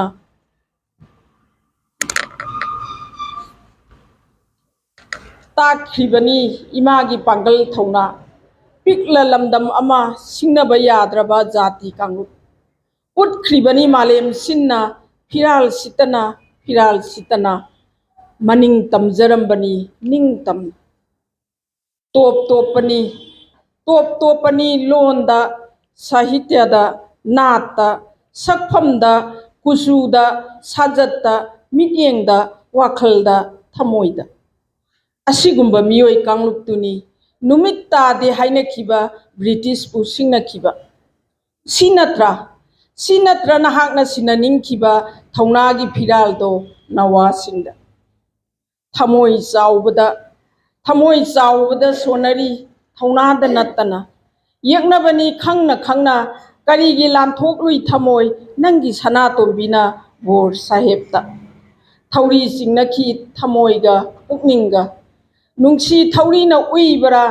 ꯄꯥꯝꯃꯨ ꯊꯧꯔꯤꯅ ꯄꯨꯟꯕꯔꯥ ꯅꯠꯇꯦ ꯄꯣꯛꯅ ꯂꯝꯗꯝ ꯏꯃꯥꯒꯤ ꯏꯒꯤ ꯂꯤꯛꯂꯝ ꯊꯧꯔꯤꯅ ꯉꯝꯈꯤ ꯆꯦꯠꯂ ꯄꯨꯛꯅꯤꯡꯒꯤ ꯊꯧꯗꯥꯡꯗ ꯃꯔꯥꯏ ꯂꯨꯞꯈꯤ ꯇꯥꯊꯣꯠꯀꯟꯕꯤ ꯊꯃꯣꯏ ꯀꯥꯏꯅ ꯆꯩꯈꯜ ꯆꯤꯡꯂꯗꯨꯅ ꯃꯁꯥꯕꯤ ꯃꯦꯆꯨꯌꯦꯜꯗ ꯊꯃꯣꯏꯕꯨ ꯆꯦꯠꯅ ꯈꯨꯗꯨꯝ ꯆꯜꯂꯗꯨꯅ ꯄꯥꯏꯍꯟꯈꯤ ꯏꯃꯥ ꯅꯪꯒꯤ ꯐꯤꯔꯥꯜꯕꯨ ꯃꯅꯤꯡ ꯇꯝꯅ ꯁꯤ ꯅꯠꯇ꯭ꯔꯅꯦ ꯁꯤꯟꯅꯔꯤꯕ ꯊꯧꯗꯥꯡꯁꯦ ꯁꯤꯂꯝ ꯈꯪꯗ꯭ꯔꯥ ꯑꯩꯈꯣꯏꯗ ꯏꯃꯥꯒꯤ ꯅꯨꯡꯁꯤꯕꯕꯨ ꯆꯦꯠꯅ ꯌꯣꯝꯂꯗꯨꯅ ꯐꯤꯔꯥꯜꯁꯤꯗ ꯅꯤꯡꯊꯧꯀꯣꯟꯗ ꯁꯅꯥꯒꯤ ꯖꯤꯟꯖꯨꯔ ꯊꯥꯡꯂꯗꯨꯅ ꯁꯅꯥꯒꯤ ꯄꯣꯅꯨꯡꯗ ꯁꯅꯥ ꯃꯩꯔꯤꯒꯤ ꯂꯩ ꯆꯤꯡꯂꯗꯨꯅ ꯍꯦꯟꯗꯣꯛ ꯐꯗ꯭ꯔꯕ ꯁꯅꯥ ꯄꯊꯥꯞꯀꯤ ꯆꯠꯅ ꯂꯣꯟꯆꯠꯇ ꯎꯔꯛꯈꯤ ꯅꯛꯅ ꯄꯣꯛꯅꯐꯝ ꯏꯃꯥꯒꯤ ꯉꯥꯜꯂꯕ ꯃꯥꯏꯊꯣꯡ ꯃꯩꯔꯤꯒꯤ ꯀꯣꯔꯁꯤꯕꯨ ꯂꯥꯟꯊꯣꯛꯂꯛ ꯅꯤꯡꯇꯝꯅ ꯁꯥꯟꯅꯖꯔꯛꯄꯗ ꯄꯥꯛꯂꯕ ꯃꯤꯆꯪꯒꯤ ꯏꯄꯥꯛꯇ ꯊꯦꯡꯅꯔꯛꯈꯤ ꯅꯧꯍꯧꯅꯅ ꯄꯣꯛꯅꯐꯝꯒꯤ ꯐꯖꯕ ꯁꯛꯇꯝ ꯅꯪꯒꯤ ꯁꯅꯥꯇꯣꯝꯕꯤꯒꯨꯝ ꯊꯃꯣꯏ ꯅꯤꯡꯉꯥꯏꯕꯨ ꯂꯣꯠꯁꯤꯜꯂꯒ ꯄꯨꯛꯅꯤꯡ ꯂꯩꯔꯣꯜꯅꯨꯡꯗ ꯀꯨꯝꯊꯔꯛꯈꯤ ꯃꯤꯌꯥꯝꯒꯤ ꯂꯧꯕꯨꯛꯇ ꯏꯃꯥꯒꯤ ꯊꯧꯗꯥꯡ ꯄꯥꯡꯅꯅꯕ ꯅꯨꯡꯁꯤꯕꯒꯤ ꯏꯔꯤꯛ ꯆꯥꯏꯅꯅꯕ ꯂꯥꯏꯕꯛ ꯐꯩ ꯅꯪꯗꯤ ꯎꯈꯤꯕ ꯏꯃꯥꯒꯤ ꯁꯛꯇꯝꯕꯨ ꯍꯧꯖ ꯊꯦꯡꯈꯥꯡ ꯀꯌꯥꯔꯛ ꯃꯥꯏꯑꯣꯟ ꯃꯥꯏꯊꯣꯡ ꯑꯣꯟꯅ ꯂꯩ ꯃꯀꯣꯜꯒꯤ ꯂꯩꯀꯣꯜꯂꯛꯇ ꯃꯤꯆꯝ ꯃꯤꯌꯥꯝꯒꯤ ꯁꯅꯥ ꯀꯩꯊꯦꯜꯂꯛꯇ ꯅꯪꯅ ꯁꯤꯟꯅꯔꯝꯕ ꯐꯤꯔꯥꯜꯁꯦ ꯄꯣꯛꯅꯐꯝ ꯏꯃꯥꯒꯤ ꯆꯦꯠꯅꯗꯤ ꯄꯥꯏꯖꯔꯦ ꯏꯈꯨꯠꯁꯤꯅ ꯁꯤꯟꯅꯔꯝꯕ ꯊꯧꯗꯥꯡꯁꯦ ꯈꯪꯗꯦ ꯉꯝꯒꯗꯧꯔꯤꯕ꯭ꯔꯥ ꯄꯥꯡꯊꯣꯛꯆꯕ ꯃꯣꯃꯣꯟꯇꯗꯤ ꯅꯣꯛꯄꯤꯌꯨ ꯁꯅꯥ ꯃꯤꯠꯌꯦꯡ ꯁꯥꯟꯈꯩꯕꯤꯌꯨ ꯌꯥꯖꯕꯗ ꯊꯧꯗꯥꯡ ꯁꯤꯟꯅꯕꯤꯕꯗ ꯅꯌꯥꯊꯪ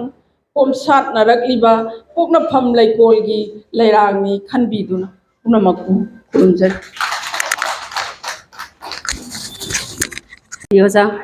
ꯑꯣꯖꯥꯅ ꯌꯥꯝꯅ ꯄꯨꯛꯅꯤꯡ ꯅꯨꯡꯁꯤꯅꯤꯡꯉꯥꯏ ꯑꯣꯏꯕ ꯌꯥꯝꯅ ꯐꯖꯔꯕ ꯁꯩꯔꯦꯡ ꯑꯃ ꯏꯃꯥꯁꯤꯕꯨ ꯁꯩꯊꯥꯖꯕ ꯁꯩꯔꯦꯡ ꯑꯃ ꯃꯌꯥꯝꯗ ꯂꯥꯟꯊꯣꯛꯄꯤꯕꯒꯤꯗꯃꯛ ꯃꯊꯪꯗ ꯀꯧꯁꯤꯟꯖꯔꯤ ꯏꯀꯥꯏ ꯈꯨꯝꯅꯖꯔꯤꯕꯤ ꯑꯣꯖꯥ ngangom ekasini leimarol khorjeikol leikol gi achangba thaumi oibiriba ozana saireng amatang pathokpinaba nolukna ningsingjai.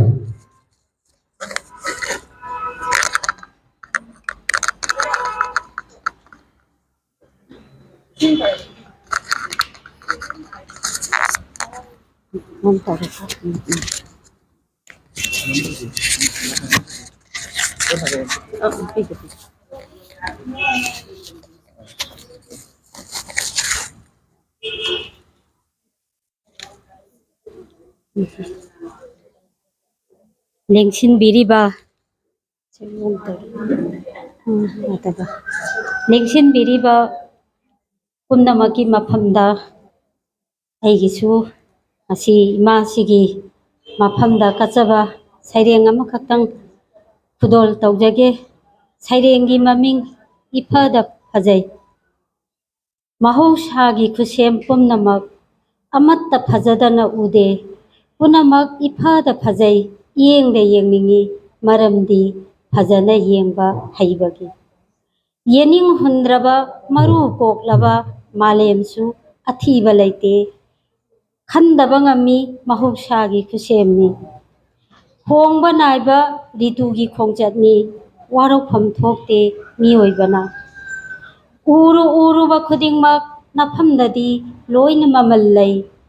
ꯂꯦꯝꯅ ꯈꯛ ꯃꯥꯡꯍꯟꯗꯦ ꯃꯐꯝ ꯑꯃꯃꯝ ꯀꯜꯍꯜꯂꯤ.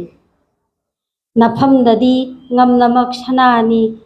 ꯑꯁꯥꯎꯕ ꯂꯩꯇꯕ ꯑꯊꯤꯕ ꯎꯗꯕ ꯄꯨꯝꯅꯃꯛꯁꯤꯡꯅ ꯇꯥꯛꯂꯤ ꯅꯒꯨꯟ. ꯄꯣꯠꯀꯤ ꯃꯃꯜ ꯃꯤꯒꯤ ꯃꯒꯨꯟ ꯅꯪꯒꯤ ꯅꯐꯝꯗ ꯏꯆꯜꯗ ꯆꯟꯅꯩ. ꯑꯁꯤꯅꯤ ꯃꯖꯥꯏꯕꯦꯝꯃꯒꯤ ꯊꯃꯣꯏ.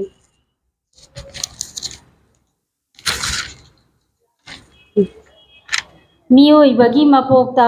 ꯑꯋꯥꯕ ꯅꯨꯡꯉꯥꯏꯕ ꯅꯨꯡꯁꯤꯕ ꯀꯥꯏꯅꯕ ꯀꯞꯄ ꯅꯣꯛꯄ ꯋꯥꯏꯊꯨꯡꯗꯕ ꯀꯅꯥꯕꯨ ꯂꯩꯔꯝꯒꯅꯤ. ꯐꯣꯡꯅꯗꯕ ꯍꯥꯏꯅꯗꯕ ꯉꯥꯛꯅꯤ ꯑꯄꯨꯝꯕ. ꯊꯨꯡꯐꯝ ꯊꯣꯛꯄꯅꯤ ꯍꯧꯅꯁꯥꯅꯤ. ꯀꯜꯂꯛꯄ ꯃꯤꯍꯧꯕ ꯑꯄꯥꯝꯕ ꯃꯤꯑꯣꯏꯕꯗ ꯂꯣꯏꯅꯕ ꯒꯨꯟꯅꯤ. ꯑꯃꯨꯛ ꯄꯣꯛꯄ ꯑꯃꯨꯛ ꯁꯤꯕ ꯍꯣꯡꯕ ꯅꯥꯏꯔꯕ ꯃꯄꯨꯒꯤ ꯈꯨꯠꯁꯦꯝꯅꯤ. ꯑꯗꯨꯅ ꯍꯤꯛꯇꯣꯛ ꯐꯗ꯭ꯔꯕ ꯈꯨꯗꯣꯜꯅꯤ ꯃꯤꯑꯣꯏꯕꯒꯤ. ꯄꯨꯝꯅꯃꯛꯁꯦ ꯈꯪꯅ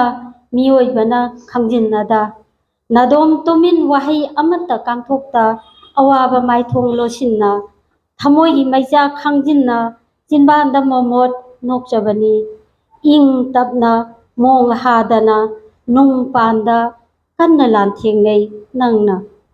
ꯐꯖꯕ ꯋꯥꯍꯩꯇ ꯃꯍꯥꯏꯕ ꯐꯖꯕ ꯅꯇꯧꯗ ꯃꯎꯠꯄ ꯂꯩꯇꯥꯔꯕ ꯏꯪ ꯇꯞꯂꯕ ꯄꯨꯟꯁꯤꯒꯨꯝ. ꯑꯗꯨꯕꯨ ꯅꯨꯡꯐꯥꯎꯅꯅ ꯑꯣꯝꯂꯤꯕ ꯃꯩꯆꯥꯛ ꯃꯩꯍꯨꯝ ꯀꯅꯥꯅꯁꯨ ꯎꯗꯅ ꯐꯣꯡꯉꯝꯗ꯭ꯔꯕ ꯆꯩꯅꯥꯇꯅ ꯌꯩꯕꯤꯔꯤꯕ ꯄꯨꯟꯁꯤꯒꯤ ꯑꯔꯣꯏꯕ ꯌꯥꯍꯤꯞ ꯇꯥꯜꯂꯕꯗ ꯅꯨꯡꯁꯤꯕ ꯂꯩꯅꯝꯅ ꯃꯥꯏꯀꯩ ꯁꯤꯟꯅ ꯌꯦꯟꯈꯤꯕ ꯅꯪꯅ ꯄꯨꯝꯅꯃꯛ ꯏꯐꯗ ꯐꯖꯩ ꯏꯐꯗ ꯐꯖꯅ ꯌꯦꯡꯈꯤ ꯄꯨꯝꯅꯃꯛꯄꯨ ꯊꯔꯨꯝ.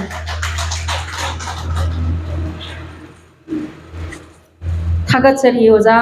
ꯐꯖꯔꯕ ꯁꯩꯔꯦꯡ ꯑꯃ ꯂꯥꯟꯊꯣꯛꯄꯤꯕꯒꯤꯗꯃꯛ.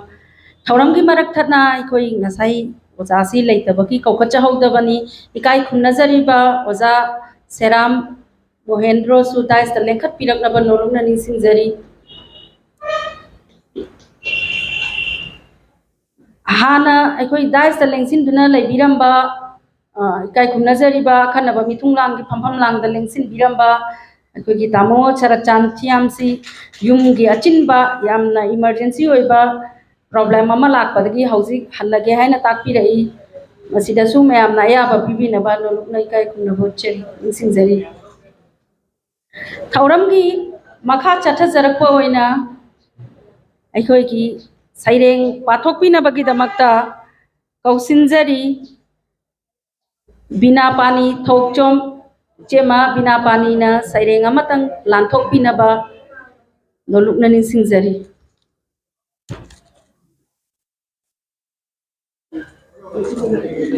ꯄꯥꯏꯕ ꯌꯥꯒꯗ꯭ꯔꯣ ꯑꯩꯅ ꯄꯥꯏꯔꯣ? ꯍꯥꯏꯕꯤꯔꯁꯨ ꯌꯥꯏ ꯑꯗꯨꯅ ꯐꯗꯧ ꯃꯥꯜꯂꯦ. ꯄꯥꯏꯕꯤꯔꯒꯦ ꯁꯣꯝꯗ ꯂꯩ. ꯁꯣꯝꯗ ꯈꯇꯪ ꯆꯪꯁꯤꯟꯕꯤꯔꯣ. ꯈꯔ ꯈꯪꯖꯟꯕꯤꯌꯣꯕ ꯀꯦꯃꯦꯔꯥ ꯃꯄꯥ ꯆꯥꯔꯒ ꯁ꯭ꯋꯥꯏꯗ ꯗꯥꯏꯁꯗ ꯂꯦꯡꯁꯤꯟꯕꯤꯔꯤꯕ ꯑꯩꯈꯣꯏꯒꯤ ꯃꯃꯜ ꯌꯥꯝꯂꯕ ꯗꯤꯒꯅꯦꯇꯔꯤꯁꯕꯨ ꯑꯩꯅ ꯅꯣꯛꯆꯔꯤ ꯂꯣꯏꯅꯅ ꯑꯩꯈꯣꯏꯒꯤ ꯂꯩꯀꯣꯏꯒꯤ ꯅꯨꯡꯁꯤꯖꯔꯕꯤ ꯑꯩꯈꯣꯏꯒꯤ ꯂꯩꯀꯣꯏꯒꯤ ꯃꯦꯝꯕꯔꯁꯤꯡ ꯑꯩꯈꯣꯏꯒꯤ ꯄ꯭ꯔꯁꯤꯗꯦꯟ ꯄꯨꯝꯅꯃꯛꯄꯨ ꯅꯣꯛꯆꯔꯤ ꯑꯩꯗꯤ ꯍꯥꯏꯕꯅꯤ ꯄ꯭ꯔꯁꯤꯗꯦꯟꯗ ꯑꯩ ꯁꯩꯔꯦꯡꯁꯦ ꯀꯌꯥ ꯖꯨꯒꯣꯠ ꯆꯥꯔꯣꯏꯅ ꯏꯌꯨꯗꯝ ꯍꯩꯇꯕ ꯑꯩꯕꯨ ꯑꯗꯣ ꯑꯗꯨꯝ ꯃꯇꯝꯅꯒ ꯈꯨꯌꯧꯅꯕꯒ ꯃꯌꯥꯝ ꯑꯩꯕꯨ ꯉꯥꯛꯄꯤꯒꯅꯦꯅ ꯈꯟꯖꯩ ꯏꯍꯥꯟ ꯍꯥꯟꯕꯃꯛꯇꯗ ꯑꯩꯅ ꯏꯃꯥꯁꯤ ꯏꯕꯦꯝꯃꯒꯤ ꯃꯐꯝꯗ ꯑꯥꯠꯃꯥ ꯁꯥꯟꯇꯤꯒꯤꯗꯃꯛꯇꯁꯨ ꯑꯩꯅ ꯉꯁꯤꯒꯤ ꯀꯨꯝꯑꯣꯟ ꯂꯥꯛꯄꯁꯤꯗ ꯑꯩꯅ ꯈꯨꯔꯨꯝꯖꯔꯤ ꯑꯩꯒꯤ ꯉꯁꯤꯒꯤ ꯁꯩꯔꯦꯡꯁꯦ ꯃꯌꯥꯝꯅ ꯉꯥꯛꯄꯤꯒꯅꯤ ꯃꯃꯤꯡ ꯑꯩꯁꯨ ꯅꯝꯊꯥꯛ ꯇꯧꯔꯒꯦ ꯑꯩꯗꯤ ꯂꯩꯁꯥꯕꯤꯅꯤ ꯃꯤꯌꯥꯝꯁꯤꯅ ꯂꯩꯁꯥꯕꯤ ꯁꯥꯔꯤꯅꯦꯅ ꯍꯦꯛꯇ ꯍꯥꯏꯕꯤ ꯆꯍꯤꯒꯤ ꯋꯥꯗꯤ ꯄꯥꯔꯨꯗꯨꯅ ꯀꯩꯗꯧꯅꯤ ꯊꯣꯏꯅ ꯈꯜꯂꯨꯗ꯭ꯔꯦ ꯆꯍꯤꯅ 40 ꯁꯨꯔꯐꯥꯎ ꯍꯧꯖꯤꯛ ꯐꯥꯎꯕ ꯊꯕꯛ ꯑꯃꯠꯇ ꯐꯪꯖꯗ꯭ꯔꯤꯕꯅꯤ ꯂꯨꯔꯤꯕꯗꯤ ꯏꯟꯇꯔꯚ꯭ꯌꯨ ꯀꯌꯥꯅꯤ ꯌꯥꯎꯔꯨꯏ ꯈꯜꯂꯛꯇꯦ MA ꯄꯥꯁ ꯇꯧꯔꯕ ꯑꯩꯅ ꯄ꯭ꯔꯥꯏꯃꯥꯔꯤ ꯇꯤꯆꯔ ꯑꯣꯏꯒꯦ ꯇꯥꯟꯅꯔꯨꯏ ꯐꯪꯗꯦ ꯐꯅ ꯌꯥꯝꯂꯕꯅꯤ ꯃꯁꯤꯡ ꯑꯃꯨꯛꯇꯕꯨ ꯈꯜꯂꯛꯇꯦ ꯍꯦꯔꯥ ꯈꯟꯗ꯭ꯔꯕꯁꯨ ꯐꯔꯦꯗ ꯁꯦꯜ ꯄꯤꯖꯅꯕ ꯂꯩꯇꯕ ꯑꯩꯅ ꯁꯔꯀꯥꯔꯒꯤ ꯊꯕꯛ ꯇꯥꯟꯅꯕ ꯇꯣꯛꯂꯒꯦ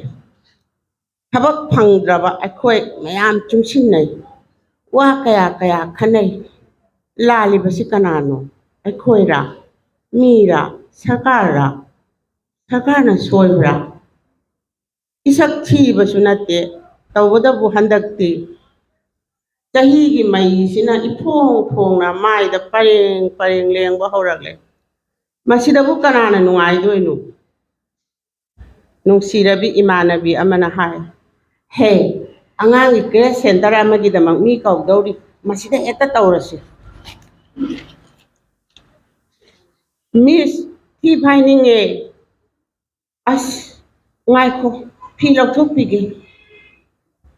nang baja na te lok thok ko honari ngai da loina karino tawdori sibo onthok pani da ko hey tari brangarangi pau da phot tawrani haine thawoina ta di tawning tawdu sano vote का मत थादरो अंगांग मन कन्न कपलगा miss I इसिंग माना थखरे ngaiko pige हंदक्ति vote अमगी पैसा यामना पीनी हाइनरिये तुमिन लेदा vote अमगी पैसा दुना कयाम कुइना आइदी योनिंगदे हे हौदोंग तुरेल कुमदबी अदु ओइजरगे आइदी मदु ओइजरगे हयेंगी चाक चाबदी यावरोइद्रो यावरोय मदो खोइ चाक थाबा हाइबदुने नुपी अमा थोरगले हाइये पैसासु ये लोय हाइरी हयेंग कारगा करप्शन थिंगनी हाइरी नहारोल ड्रग चाब थिंगनी लांथेंग नगनी लेफनगनी हाइरी नुपी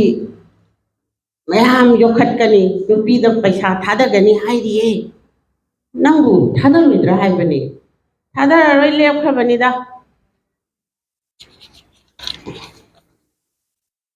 नंगु नुपी नि हाय फरे खनखिजे नुपी तोलबिनी पैसासु लैते हाइनरी मगुन लैबा थौना फबा हादर सिरने आइबो इचे पैसा पिरमगे अमुक थोकपिरो हाइस थोलते ना इचे सिदिया कुमसु कुमक्ते चलसी पैसा से थमलमगे को टेबल सिदा लेरे भोट थादब थोकपिरकलो तमंगा चपी नोट मयाम परें अस कमदौनी भोट ना मदा पैसा ना अतोपा मदगी पैसा ना टेबल द मरोल मरी सेंगदना मुरु सेंगा वारोल वासक ngak taba wasak ꯍꯦꯔꯥ ꯅꯈꯣꯏꯅ ꯋꯥꯁꯛ ꯉꯥꯛꯇꯕꯗꯤ ꯌꯥꯔꯒ ꯂꯧꯅꯤꯡꯗ ꯍꯦ ꯄꯩꯁꯥ ꯅꯪꯗꯤ ꯂꯩꯅꯤꯡꯕ ꯃꯐꯝꯗ ꯂꯩꯕꯅꯤ ꯃꯥꯏꯊꯣꯡ ꯌꯥꯝꯕꯅꯤ ꯑꯩꯁꯨꯅꯦ ꯅꯨꯄꯤꯅꯤ ꯂꯩ ꯅꯠꯇꯦ ꯃꯩꯔꯤꯅꯤ ꯉꯁꯤꯗꯤ ꯈꯪꯖꯔꯣ ꯅꯨꯄꯤ ꯂꯩꯁꯨꯅꯤ ꯃꯩꯔꯤꯁꯨꯅꯤ ꯑꯩꯕꯨ ꯅꯝꯊꯥꯛ ꯇꯧꯈꯤꯕ ꯉꯁꯤꯗꯤ ꯑꯩꯒꯤ ꯄꯥꯜꯂꯤꯅꯤ ꯂꯣꯏꯖꯔꯦ ꯊꯥꯒꯠꯆꯔꯤ ꯑꯣꯖꯥꯕꯨ ꯃꯊꯪ ꯑꯁꯤꯗꯤ ꯑꯩꯈꯣꯏ ꯂꯩꯃꯔꯣꯜ ꯈꯣꯔꯖꯩꯀꯣꯜ ꯂꯩꯀꯣꯜꯒꯤ ꯚꯥꯏꯁ ꯄ꯭ꯔꯁꯤꯗꯦꯟꯒꯤ ꯊꯧꯁꯨ ꯄꯨꯕꯤꯔꯤꯕꯤ ꯏꯀꯥꯏ ꯈꯨꯝꯅꯖꯔꯤꯕꯤ ꯑꯣꯖꯥ ꯆꯣꯡꯊꯥꯝ ꯁꯨꯕꯗꯅꯤ ꯕꯨ ꯀꯧꯁꯤꯟꯖꯔꯤ ꯁꯩꯔꯦꯡ ꯑꯃꯇꯪ ꯃꯌꯥꯝꯒꯤ ꯃꯐꯝꯗ ꯂꯥꯟꯊꯣꯛꯄꯤꯅꯕ ꯑꯣꯖꯥ ꯆꯣꯡꯊꯥꯝ ꯁꯨꯕꯗꯅꯤ ꯐꯣꯟ ꯁ꯭ꯇꯦꯟ ꯑꯣꯏꯕꯗ ꯈꯨꯗꯥꯡ ꯁꯨꯑꯦꯀꯣ ꯌꯥꯒꯗ꯭ꯔꯣ ꯏꯁꯥꯅ ꯄꯥꯏꯖꯕ ꯐꯣꯇꯣꯗ ꯐꯖꯗꯤꯌꯦ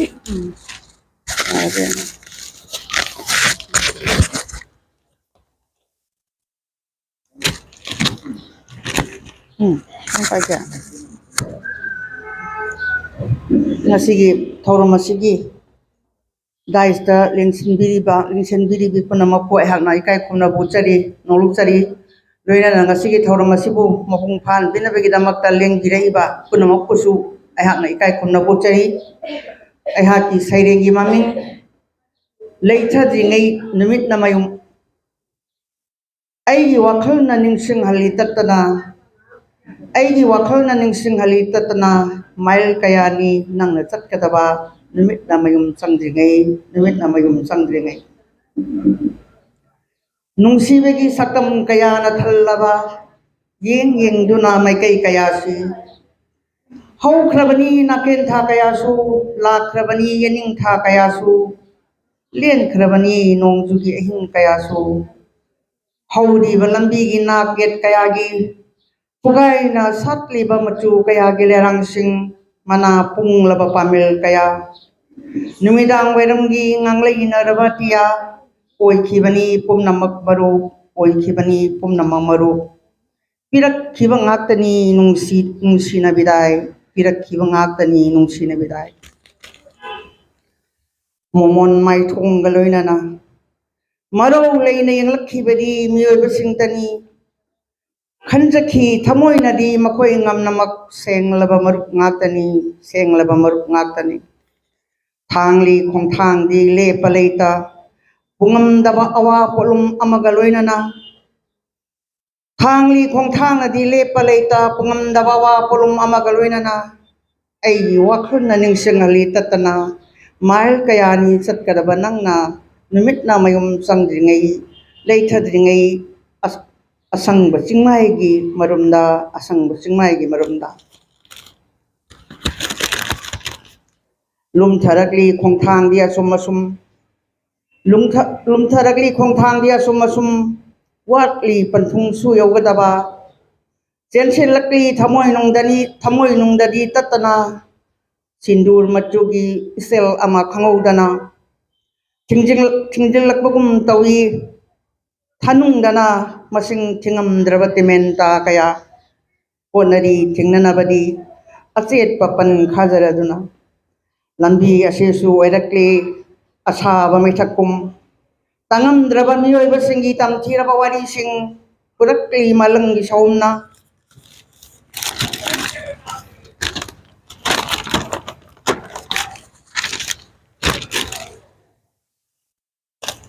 ꯑꯗꯨꯅꯅꯦ ꯏꯈꯨꯠꯃꯛꯅ ꯊꯥꯅꯤꯡꯂꯤꯕ ꯅꯤꯡꯊꯤꯖꯔꯕ ꯂꯩꯔꯥꯡ ꯑꯃꯇꯪ ꯁꯪꯕꯥꯅꯔꯕ ꯂꯩꯃꯥꯏꯁꯤꯗ ꯅꯨꯡꯁꯤꯕ ꯂꯩꯅꯝ ꯆꯦꯟꯕ ꯄꯨꯝꯅꯃꯛꯄꯨ ꯄꯨꯛꯅꯤꯡ ꯍꯨꯍꯟꯕ ꯉꯝꯕ ꯁꯩꯍꯦꯟꯕꯤ ꯂꯩꯔꯥꯡꯗꯨꯕꯨ ꯎꯕꯗ ꯉꯥꯏꯍꯥꯛꯇꯁꯨ ꯑꯋꯥ ꯄꯣꯊꯥꯖꯕ ꯉꯝꯕ ꯊꯤꯔꯤꯕꯅꯤ ꯆꯠꯂꯤꯕꯅꯤ ꯃꯐꯝ ꯈꯨꯗꯤꯡ ꯐꯪꯖꯅꯕ ꯑꯗꯨꯒꯨꯝꯕ ꯂꯩꯔꯥꯡ ꯆꯥꯔꯗꯨ ꯊꯃꯣꯏꯅ ꯈꯣꯏꯗꯥꯖꯕ ꯁꯤꯡꯒꯦꯜ ꯂꯩꯔꯥꯡꯗꯨꯗꯕꯨ ꯐꯪꯅꯅꯕ ꯅꯨꯃꯤꯠꯇꯤ ꯂꯩꯁꯤꯜꯂꯛꯂꯤ ꯑꯁꯨꯝ ꯑꯗꯨꯕꯨ ꯀꯥꯏꯈꯤꯗ꯭ꯔꯤ ꯑꯁꯥꯗꯤ ꯍꯧꯖꯤꯛꯁꯨ ꯑꯣꯏꯔꯛꯂꯤ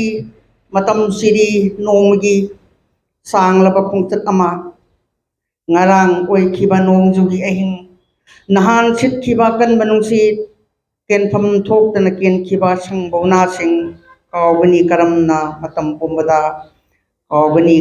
ꯃꯇꯝ ꯄꯨꯝꯕꯗ ꯑꯩꯒꯤ ꯋꯥꯈꯜꯅ ꯅꯤꯡꯁꯤꯡꯍꯜꯂꯤ ꯇꯠꯇꯅ ꯃꯥꯏꯜ ꯀꯌꯥꯅꯤ ꯆꯠꯀꯗꯕ ꯅꯪꯅ ꯅꯨꯃꯤꯠꯅ ꯃꯌꯨꯝ ꯆꯪꯗ꯭ꯔꯤꯉꯩ ꯂꯩꯊꯗ꯭ꯔꯤꯉꯩ asangba chingmai singgi marumda asangba chingmai singgi marumda punamak po mo kana kolam jak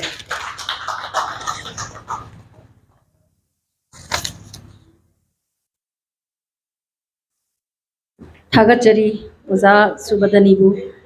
मथंगदा कौसिनजरी काय खुमनजरिबा आइकोगी लेमरोल खोरजे कोल लेकोल की प्रेसिडेंट की थौसु पुबिरिबा ओजा खेत्रिमेम सुबदनी साइरेंग अमतंग मयाम की मफमदा लानथोकपिनबा ओजाबु कौसिनजरी आइगी साइरेंगी ममिंग से साइरेंग कौ आइगी साइरेंग ना मरुम कोलकपसी कांग चिपदगी हौ मान खोंजेल पिकना ngang ngang ngang baduda aigi kolonsu mayak sakhi hanthana yenglubada kangdu machi lengdana khudangda naplam ani suba saireng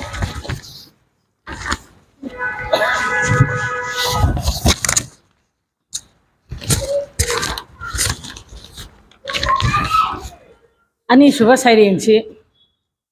Hare Krishna Hare Krishna साइरेंगी ममिंग ने हरे कृष्णा मी वो अमत सत्य ने तालक ओइब सिनर करें हरे कृष्ण अवाथबी सिदी ओंथोकना फजरेदा मखजाई अनीसी तंगांग लदना ओंथोकना नेमना सु पानख्रेदा हरे कृष्ण निंगथम थासी ओंथोंगना इंख्रेदा मैतान खरा लयु हाइबरेसु फंगदेदा हाय थोक्सोम तोमालगी संबल सिकरिनो इनिंग निंखाइरेने वाचेत अचौबा असांगबा मा तारिबसिसु फजैने हरे कृष्ण निंगथम थासी ओंथोंगना इंख्रेदा वाचिंग थासिना अमुकसु हेने इंगी हरे कृष्ण इबुबो नंगी खावदुबो करी यावरिगे ताप मुल्ली मसुनुपान अवाथबी अमुनबसिदी ओंथोकना फजरेदा इबुबो इमाबु खोलगा चाथोकलसी हरे कृष्ण सिंगसिना मई हाना हौगत हलु है सोरोकता तादुना लेरमबदगी चिंगलकपनी हरे कृष्ण इबुबो नंगसिबु पैसा लेते दहाय पोटी नुतीगी लेरे करमाइन तौरी जानो हाय अंगावबो मबुबों ना हराउना खौदेमगा इबुबो की संग यामना चाविन है अदुबु इबुबो मीना हाइरिबा इबुबो की खुदसी यामना सांगी अखोई बाबादगी सांगबो हेनब्रो मबुबों ना पिसुम सुकलगा हरे कृष्ण आइगी खुदसिना नापादगी सांगबो हेलबा मानरमसु याय हरे कृष्ण पुनमको खुरुमजरी थागतजरी ओजाना फजरबा साइरेंग अमा मयामदा लानथोकपिबगीदमक मथंग असिदी कौसिनजरी काय खुमनजरीबी थोगी लेकोलगी अरीबा मेंबर ओइबिरीबी ओजा हवाइबम जानथो ओजा जानथोना साइरेंग अमतंग मयामगी मफमदा लानथोकपिनबा लोलुबना निंसिंगजरी दासदा लेंसिनबिरिबसिंबु अैना इकाय खुमनजरी लोइनना मांगदा लेंसिनबिरिबा मयामदसु इकाय खुमनबा उच्चरी अैगी साइरेंगी ममिंग येनिंग थागी लिगला इस हैनो मपालने योमलबा हैनो पांबी मना मसा अमत उखिदरे जुम येंबता फजरे पुंगनिंगसे मवोल खलखे नाकलगी अरा अंगांग कुराव मपाल मसिसु येंबदा मफजे जुमरैगी मपाल ngangleinaba malheigi mapal angauba कबिलियागी मपाल अंगांगबा मसिना येनिंग थानंगी करंबा मचुगी खुदोलनो लेचल नो फाइ थांग्रबा संबानरबा तियादा लुपागुम लंगना थोगलिबा थाबल मंगांदा उखी अइना हंगाम मपालगी मयेक नाइबा अमसेत सलुंगांगबगी मपाल उरेंगना चनबा नफी अमा सारी सेत निंगजु यैरबा अमुबा समलांगदुना लेंपाक थनबा मखै चाइना तारी नारुंगी संफाबिदा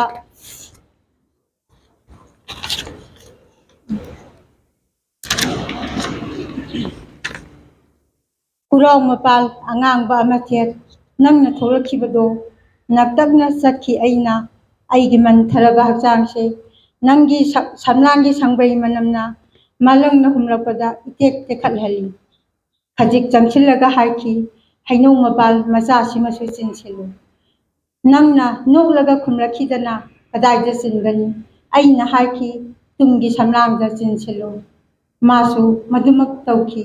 yengbada lehaw lerel manki lamtagi purnima atheng bahingi thabal mangalda tawdrigi nungsiraba suda dhongi tan chanana nangna chongki thabaldo aisu yengki matamdu phawba yeningtha nangna amata watana purakli nangi sintha kawdana ngasidi chatkare masu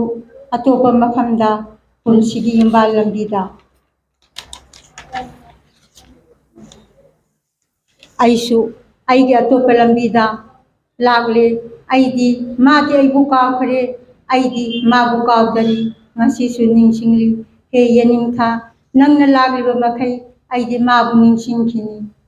bijal kuno ko kunjal na ko jawna jwa ओजा चांदोबू थागतचरी ओजा चांदोगी top top personality अमा ngasi अखोय उजबा फंगजरे सैरेंग मनिंगसी यावरमदबने अदुदा पाबा लोइथोखरागा खंगत तत्पदि यादबनिना ओजाना सिनफादा पुंगनिंगदा Lakpa वहाई मंगा तरारंग समदबिबगी दमक्ता ओजाबुसु अमुका हन्ना थागतचरी मथंग ngasiदी कौसिनजरी लैमरोल खरजैकोल लैकोलगी petrol member ओइबिरी B इकाई खुमनजरी B ओजा मुतुम रमनी ओजाना सैरेंग अमतंग मयामदा लांथोकपिनबा लोलुगना निसिंजरी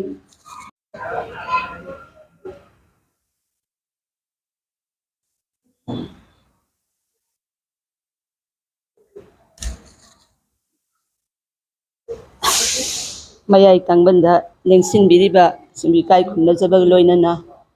simapung phanana ba hona biriba leimeron khorjai ko lekolgi member khudimak amadi simbi lanbi masigi numisibu numisida simbi langbiriba kai khumna jarbi ojai betonbu mafamda ikok nonjari aigi sairengi maming ngasigi nupi phajaba nungsiba athotpa amengba akiba asauba akhang kanbagi saktam sembiba mapugi matik mayai helaba khutekta khudgekta yekladuna ngaunari layek pakayasu sutnatangi mamida phawba henupi nang se kayada mayai kankhra nauraba khonjelgi khonthangi sairolda kangluraba mayolda nauraba layon amamuk thawai miren haplibi he mayai pubi karibu pamlaktuna warolibano kanada lahi senba lairangduda khoimu masu illibani lainam henbik ketukida linduna senaduna maraibani naitom sachabi waksingi gulab hekluba mahakto nangani ulengi unkha yugani tingkhang khanghaudana thaksan narubada lotuna sachabi lainam chawbi chini champra isam chamna lotlamde kochi ama yawramni adubu malangbagi sahumbudi kanana thingba ngamlugani khulengbadugi masajat karamnadi khanglugani kenki ingeleina sinadana khangu thakta malangbagi kari maralno lekhok loirabi lairangdi kenbadudi mahausan deva pumbagi deva mahadeva phawba matangna matamna khut punduna leikhi tumin pithok luba bordugi thoklakadoriba thodok singi pangkhaidu puraknaba lakam phangamdraba lankagi ravan marata khraba sakti dugi aroi ballai ama dandi su pinabagi maral amagi langsal hali aduna saphongli sati sita ama koihalladuna jagati mapubu umang amada upu set jatapu saba machet tumba machet लेकुट Lairai तू खों फंगहल्लदुना थोइचतनरबा बलिबु अरान खुबम लंबी यादखी अतोप नुपी अमना सुप्रनखागी सक्तम लौ खोइसाउना हल्दी रावणबु मचल ओइबिगी हकनगिदमक साखोंग हंदुना मनाय अमा थमोय मही चेलबा अदुगुंबा सनागी महू पुबा लंकादो लोइसिल्लनबा हे सेमीबा मपू नहाकी खुदी सिसु मतिक हेनख्री करौ करीगी वारौरिबा ngasiगी nupi nahakna kanada punong kukurumjat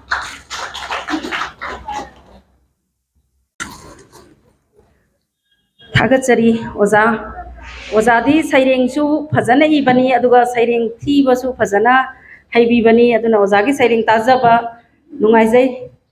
मथंग असिदी आई इसादी सैरेंग इबा हैजदे अदुबु आई मरक मरकता इमासिना इबिरंबा इसै सैरेंग अमतंग अमुक पाथोक्सगे अनिसुबा इसै सैरेंग इमासिना इबिरंबा अइना पाथोक्सरगदोरिबा इसै सैरेंग असिगी ममिंग पामजरुई नंगबु पुंसीदा पामजरुई नंगबु पुंसीदा फंगलरोई खंगना खंगना खल्लोई कौबा ngamde नंगदी ऐगिनी ऐतगिनी नंगदी चेलनी यांगलबा तानगनी ऐना करम नंगदी अहिंगनी चिकलबा हौदोकनी ऐना करम पुल्लरे ऐगी थमोय नंगी मिनोक लांगदा थादोक लमी नंगना थवोयदना निंगबा कायबगी उमंगदा करीना फंगनी खलोय फंगलोय खंगना खंगना थादोक लगे आसा ऐना इखौ लांगबा नंगीदमक मथंग असिदी कौसिनजरी काय खुमनजरीबा अखोगी लैकोलगी हानगी सेक्रेटरी की थौ पुबिरंबा हौजिक हौजिकसु एडिटर की थौ पुबिरिबी काय खुमनजरीबी ओजा मयानेप्रम ओजाना सैरेंग अमतंग मयाम मफमदा लांथोकपिनबा नोलुकना निंसिंगजरी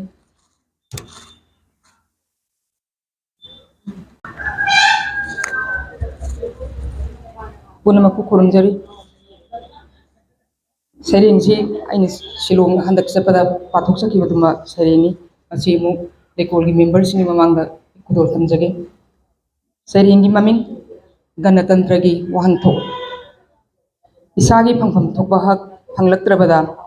आइना थिरुरी गणतंत्रगी वहंथोक आइगी हिंगबगी ममल लेपा ngamlaktrabada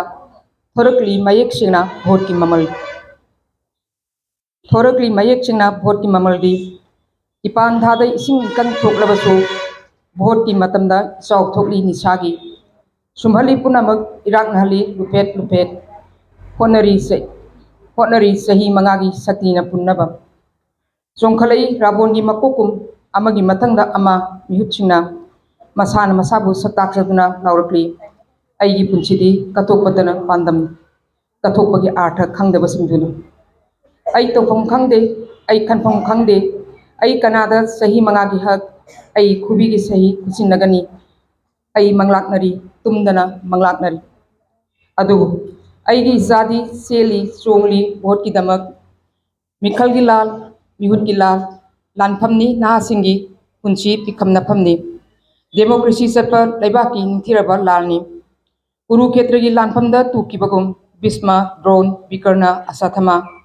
गणतंत्र लानसिना लोसिलपदा लमदमसिगी नहासिंगसु तुरकलनी अभिशापना थुमतलबा कर्णगुम लेंगम सांगमद्रबा पत्थ पुमथरबा लिवर सिरोसिसना भोट हाइदोगले भोट कारे कोइरांग लांगी लई परेंग हुक्तुना ममोनना मखुन नाम थागतुना खोंगोई कयागा लोइनना लाउरी खोंगली लंबी लमजावदा लेंगमदना हिप्तुना लेरिबा आईगी मिटकी मनीदा कौरी इमागी निंथेम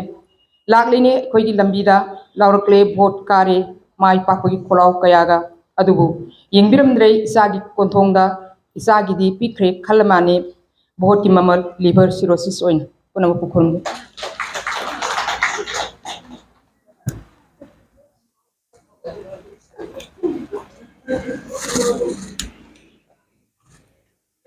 थागतचरी ओजा मतमगा चुनरबा असाइदा कोमला मतिरम थागतचरी ओजा मतमगा चुनरबा सैरेंग अमा पाथोकपी खिबगी दमकता ꯃꯊꯪ ꯑꯁꯤꯗꯤ ꯀꯧꯁꯤꯟꯖꯔꯤ ꯏꯀꯥꯏ ꯈꯨꯝꯅꯖꯔꯤꯕꯤ ꯑꯩꯈꯣꯏꯒꯤ ꯂꯩꯀꯣꯜꯒꯤ ꯁ꯭ꯄꯦꯁꯦꯜ ꯏꯟꯚꯥꯏꯇꯤꯁ ꯑꯣꯏꯕꯤꯔꯤꯕꯤ ꯅꯤꯡꯊꯧ ꯈꯣꯡꯖꯝ ꯔꯟꯖꯅꯥ ꯑꯣꯖꯥ ꯔꯟꯖꯅꯥꯅ ꯁꯩꯔꯦꯡ ꯑꯃꯇꯪ ꯃꯌꯥꯝꯒꯤ ꯃꯐꯝꯗ ꯂꯥꯟꯊꯣꯛꯄꯤꯅꯕ ꯅꯣꯂꯨꯛꯅ ꯅꯤꯡꯁꯤꯡꯖꯔꯤ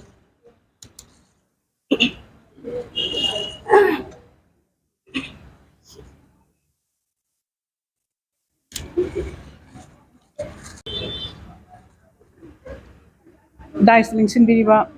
ꯄꯨꯝꯅꯃꯛꯄꯨ ꯏꯀꯥꯏ ꯈꯨꯝꯅꯖꯔꯤ ꯂꯣꯏꯅꯅ ꯃꯥꯡ ꯂꯤꯡꯁꯤꯟꯕꯤꯔꯤꯕ ꯂꯩꯀꯣꯜꯒꯤ ꯃꯦꯝꯕꯔꯁ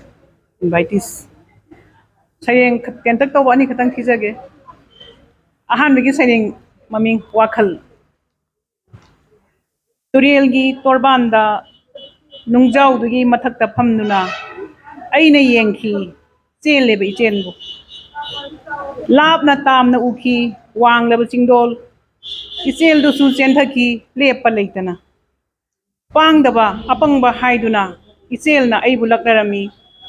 ꯑꯩꯁꯨ ꯐꯝꯂꯤ ꯏꯗꯣꯝ ꯇꯨꯃꯤꯟ ꯄꯪꯊꯔꯕ ꯃꯤꯒꯤ ꯃꯇꯧꯒꯨꯝꯅ ꯅꯨꯡꯉꯥꯏꯈꯤꯗꯦ ꯏꯆꯦꯜꯅ ꯂꯛꯅꯔꯝꯕꯗꯨꯗ ꯆꯠꯂꯒꯦ ꯍꯥꯏꯗꯨꯅ ꯅꯨꯡꯖꯥꯎꯗꯨꯒꯤ ꯃꯊꯛꯇ ꯂꯦꯞꯈꯠꯈꯤ ꯃꯤꯆꯥꯟꯅꯈꯤ ꯑꯃꯨꯕ ꯆꯤꯡꯗꯣꯟꯗꯨꯒ ꯑꯩꯒ ꯁꯛ ꯈꯪꯅꯈꯤꯕꯒꯨꯝ ꯇꯧꯏ ꯆꯤꯡꯗꯣꯜꯗꯨꯒ ꯑꯩꯒ ꯎꯅꯈ꯭ꯔꯕ ꯃꯥꯜꯂꯦ ꯀꯔꯤꯒꯨꯝꯕ ꯃꯇꯝ ꯑꯃꯗꯁꯨ ꯆꯤꯡꯗꯣꯜꯒ ꯑꯩꯒ ꯋꯥꯔꯤ ꯁꯥꯅꯈꯤ ꯆꯪꯁꯤꯟꯅꯕ ꯉꯝꯈꯤꯗꯦ ꯇꯥꯝꯅ ꯇꯥꯝꯅ ꯌꯦꯡꯅꯈꯤ ꯀꯔꯤꯒꯨꯝꯕ ꯈꯔ ꯍꯥꯏꯈꯤꯕꯒꯨꯝ ꯇꯧꯏ ꯆꯤꯡꯗꯣꯜꯗꯨꯅ ꯑꯗꯨꯕꯨ ꯅꯝꯍꯠꯈꯤ ꯃꯥꯒꯤ ꯈꯣꯟꯖꯦꯜꯗꯣ ꯏꯁꯤꯡꯒꯤ ꯏꯔꯥꯎꯈꯣꯜꯗꯨꯅ ꯀꯔꯤ ꯍꯥꯏꯅꯤꯡꯈꯤꯕ ꯆꯤꯡꯗꯣꯜꯅ ꯑꯩꯉꯣꯟꯗ ꯂꯥꯝꯕ ꯐꯪꯈꯤꯗꯦ ꯑꯩꯒꯤ ꯋꯥꯈꯜꯅ ꯃꯤꯅꯨꯡꯁꯤ ꯈꯪꯗ꯭ꯔꯕ ꯏꯆꯦꯜꯒꯤ ꯏꯔꯥꯎꯈꯣꯜꯅ ꯊꯨꯒꯥꯏꯈꯤ ꯃꯐꯝꯗꯨꯒꯤ ꯑꯆꯤꯛꯄꯁꯨ ꯆꯤꯡꯗꯣꯜꯅ ꯅꯤꯡꯉꯝꯗꯅ ꯌꯦꯡꯂꯛꯈꯤ ꯑꯩꯉꯣꯟꯗ ꯑꯩꯁꯨ ꯍꯥꯏꯈꯤ ꯍꯥꯏꯅꯤꯡꯕ ꯈꯔꯗꯪ ꯂꯥꯎꯈꯤ ꯈꯣꯟꯖꯦꯜ ꯍꯧꯅ ꯑꯃꯨꯛꯁꯨ ꯂꯥꯎꯈꯤ ꯂꯥꯛꯈꯤ ꯏꯔꯥꯎꯈꯣꯜꯗꯣ ꯑꯩꯒꯤ ꯈꯣꯟꯖꯦꯜ ꯆꯤꯡꯗꯣꯟ ꯌꯧꯕ ꯉꯝꯈꯤꯗꯦ ꯆꯤꯡꯗꯣꯟꯗ ꯋꯥꯡꯈꯠꯈꯤ ꯑꯁꯨꯝ ꯑꯁꯨꯝ ꯈꯨꯅꯤꯡ ꯀꯥꯡꯈꯠꯇꯨꯅ ꯑꯩꯅ ꯑꯃꯨꯛ ꯌꯦꯡꯈꯤ ꯍꯦꯟꯅ ꯋꯥꯡꯈꯠꯈꯤ ꯑꯁꯨꯝ ꯑꯁꯨꯝ ꯅꯣꯃꯣꯗꯣꯟ ꯑꯇꯤꯌꯥ ꯈꯦꯠꯅ ꯋꯥꯡꯈꯠꯈꯤ ꯄꯨꯡꯃꯝ ꯃꯝꯈꯤ ꯑꯇꯤꯌꯥꯁꯨ ꯅꯤꯜꯂꯛꯈꯤ ꯏꯔꯥꯎꯈꯣꯜꯁꯨ ꯑꯃꯨꯛ ꯍꯟꯅ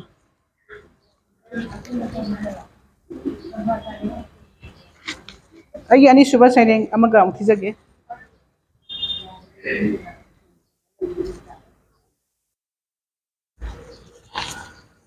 ꯁꯩꯔꯦꯡꯒꯤ ꯃꯃꯤꯡ ꯇꯝꯅ ꯂꯥꯏ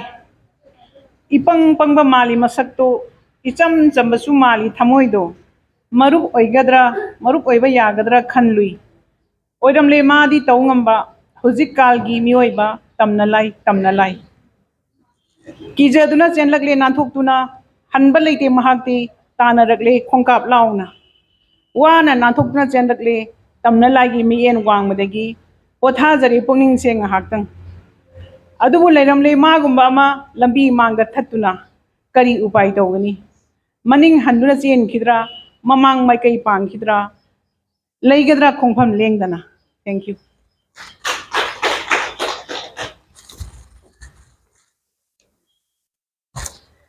ꯊꯥꯒꯠꯆꯔꯤ ꯑꯣꯖꯥ ꯔꯟꯖꯅꯥꯕꯨ ꯑꯩꯈꯣꯏꯒꯤ ꯂꯩꯀꯣꯜꯒꯤ ꯑꯦꯖꯨꯀꯦꯇꯤꯚ ꯃꯦꯝꯕꯔꯁꯨ ꯑꯣꯏꯕꯤꯔꯤꯕꯤ ꯑꯣꯖꯥꯅ ꯐꯖꯔꯕ ꯁꯩꯔꯦꯡ ꯄꯥꯊꯣꯛꯄꯤꯈꯤꯕꯒꯤꯗꯃꯛꯇ ꯃꯊꯪꯗ ꯀꯧꯁꯤꯟꯖꯔꯤ ꯏꯀꯥꯏ ꯈꯨꯝꯅꯖꯔꯤꯕꯤ ꯑꯣꯖꯥ ꯇꯈꯦꯜꯂꯝꯕꯝ ꯕꯤꯅꯥ ꯑꯣꯖꯥ ꯕꯤꯅꯥꯅ ꯁꯩꯔꯦꯡ ꯑꯃꯇꯪ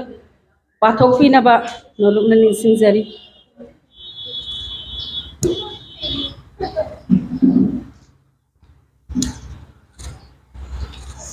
ꯑꯩꯗꯤ ꯁꯩꯔꯦꯡꯒ ꯁꯤꯕ ꯍꯩꯇꯦ ꯄꯨꯝꯅꯃꯛꯄꯨ ꯈꯨꯔꯨꯝꯖꯔꯤ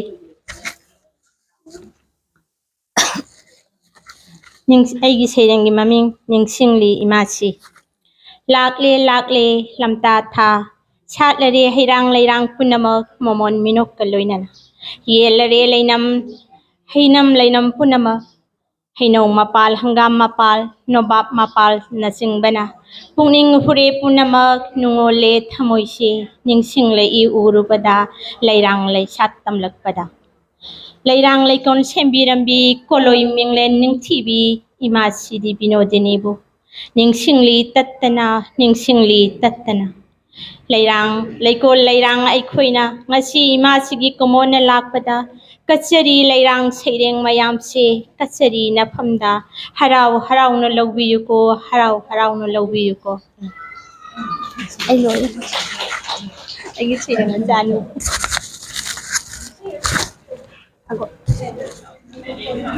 ꯏꯁꯩꯗꯣ ꯁꯩꯔꯦꯡ ꯊꯤꯕ ꯃꯌꯥꯝꯁꯤ ꯂꯣꯏꯔꯒ ꯏꯁꯩ ꯑꯃꯨꯛ ꯇꯧꯁꯦ ꯁꯩꯔꯦꯡꯗꯤ ꯃꯤꯅ ꯀꯌꯥ ꯍꯣꯔꯦꯟ ꯊꯥꯒꯠꯆꯔꯤ ꯑꯣꯖꯥ ꯕꯤꯅꯥ ꯑꯣꯖꯥꯅ ꯐꯖꯔꯕ ꯁꯩꯔꯦꯡ ꯑꯃ ꯂꯥꯟꯊꯣꯛꯄꯤꯕꯒꯤꯗꯃꯛꯇ ꯃꯊꯪ ꯑꯁꯤꯗꯤ ꯀꯧꯁꯤꯟꯖꯔꯤ ꯏꯀꯥꯏ ꯈꯨꯝꯅꯖꯔꯤꯕꯤ ꯑꯣꯖꯥ ꯎꯃꯥ ꯃꯌꯦꯡꯕꯝ ꯃꯔꯣꯜ ꯈꯣꯔꯖꯩꯀꯣꯜ ꯂꯩꯀꯣꯜꯒꯤ ꯂꯥꯏꯐ ꯃꯦꯝꯕꯔ ꯑꯣꯏꯕꯤꯔꯤꯕꯤ ꯑꯣꯖꯥꯅ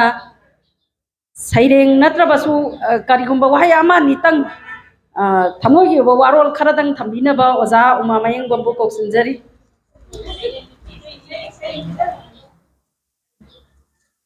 ꯀꯔꯤꯅꯣ ꯍꯥꯏꯁꯤꯕꯣ ꯁꯩꯔꯦꯡꯗꯤ ꯇꯧꯖꯔꯔꯣꯏ ꯑꯩ ꯉꯁꯤ ꯁꯩꯔꯦꯡꯗꯤ ꯊꯤꯖꯔꯔꯣꯏ ꯑꯗꯨꯕꯨ ꯉꯁꯤꯒꯤ ꯊꯕꯛ ꯉꯁꯤꯒꯤ ꯊꯧꯔꯝꯁꯤ ꯁꯤꯟꯕꯤꯔꯤꯕ ꯑꯣꯖꯥ ꯏꯕꯦꯇꯣꯟ ꯉꯝꯈꯩ ꯂꯩꯇꯅ ꯊꯥꯒꯠꯆꯔꯤ ꯂꯣꯏꯅꯅ ꯉꯁꯤꯒꯤ ꯗꯥꯏꯁꯇ ꯂꯦꯡꯁꯤꯟꯕꯤꯔꯤꯕ ꯃꯔꯨꯞꯁꯤꯡꯕꯨꯁꯨ ꯏꯀꯥꯏ ꯈꯨꯝꯅꯕ ꯎꯠꯆꯔꯤ ꯂꯣꯏꯅꯅ ꯉꯁꯤꯒꯤ ꯊꯧꯔꯝ ꯑꯁꯤꯕꯨ ꯄꯥꯔꯇꯤꯁꯤꯄꯦꯠ ꯇꯧꯕꯤꯔꯤꯕ ꯑꯩꯒꯤ ꯃꯔꯨꯞꯁꯤꯡꯕꯨꯁꯨ ꯅꯨꯡꯉꯥꯏꯕ ꯐꯣꯡꯗꯣꯛꯆꯔꯤ ꯃꯇꯥꯡ ꯑꯁꯤꯗ ꯑꯩ ꯇꯦꯟꯁꯤꯟꯖꯔꯤ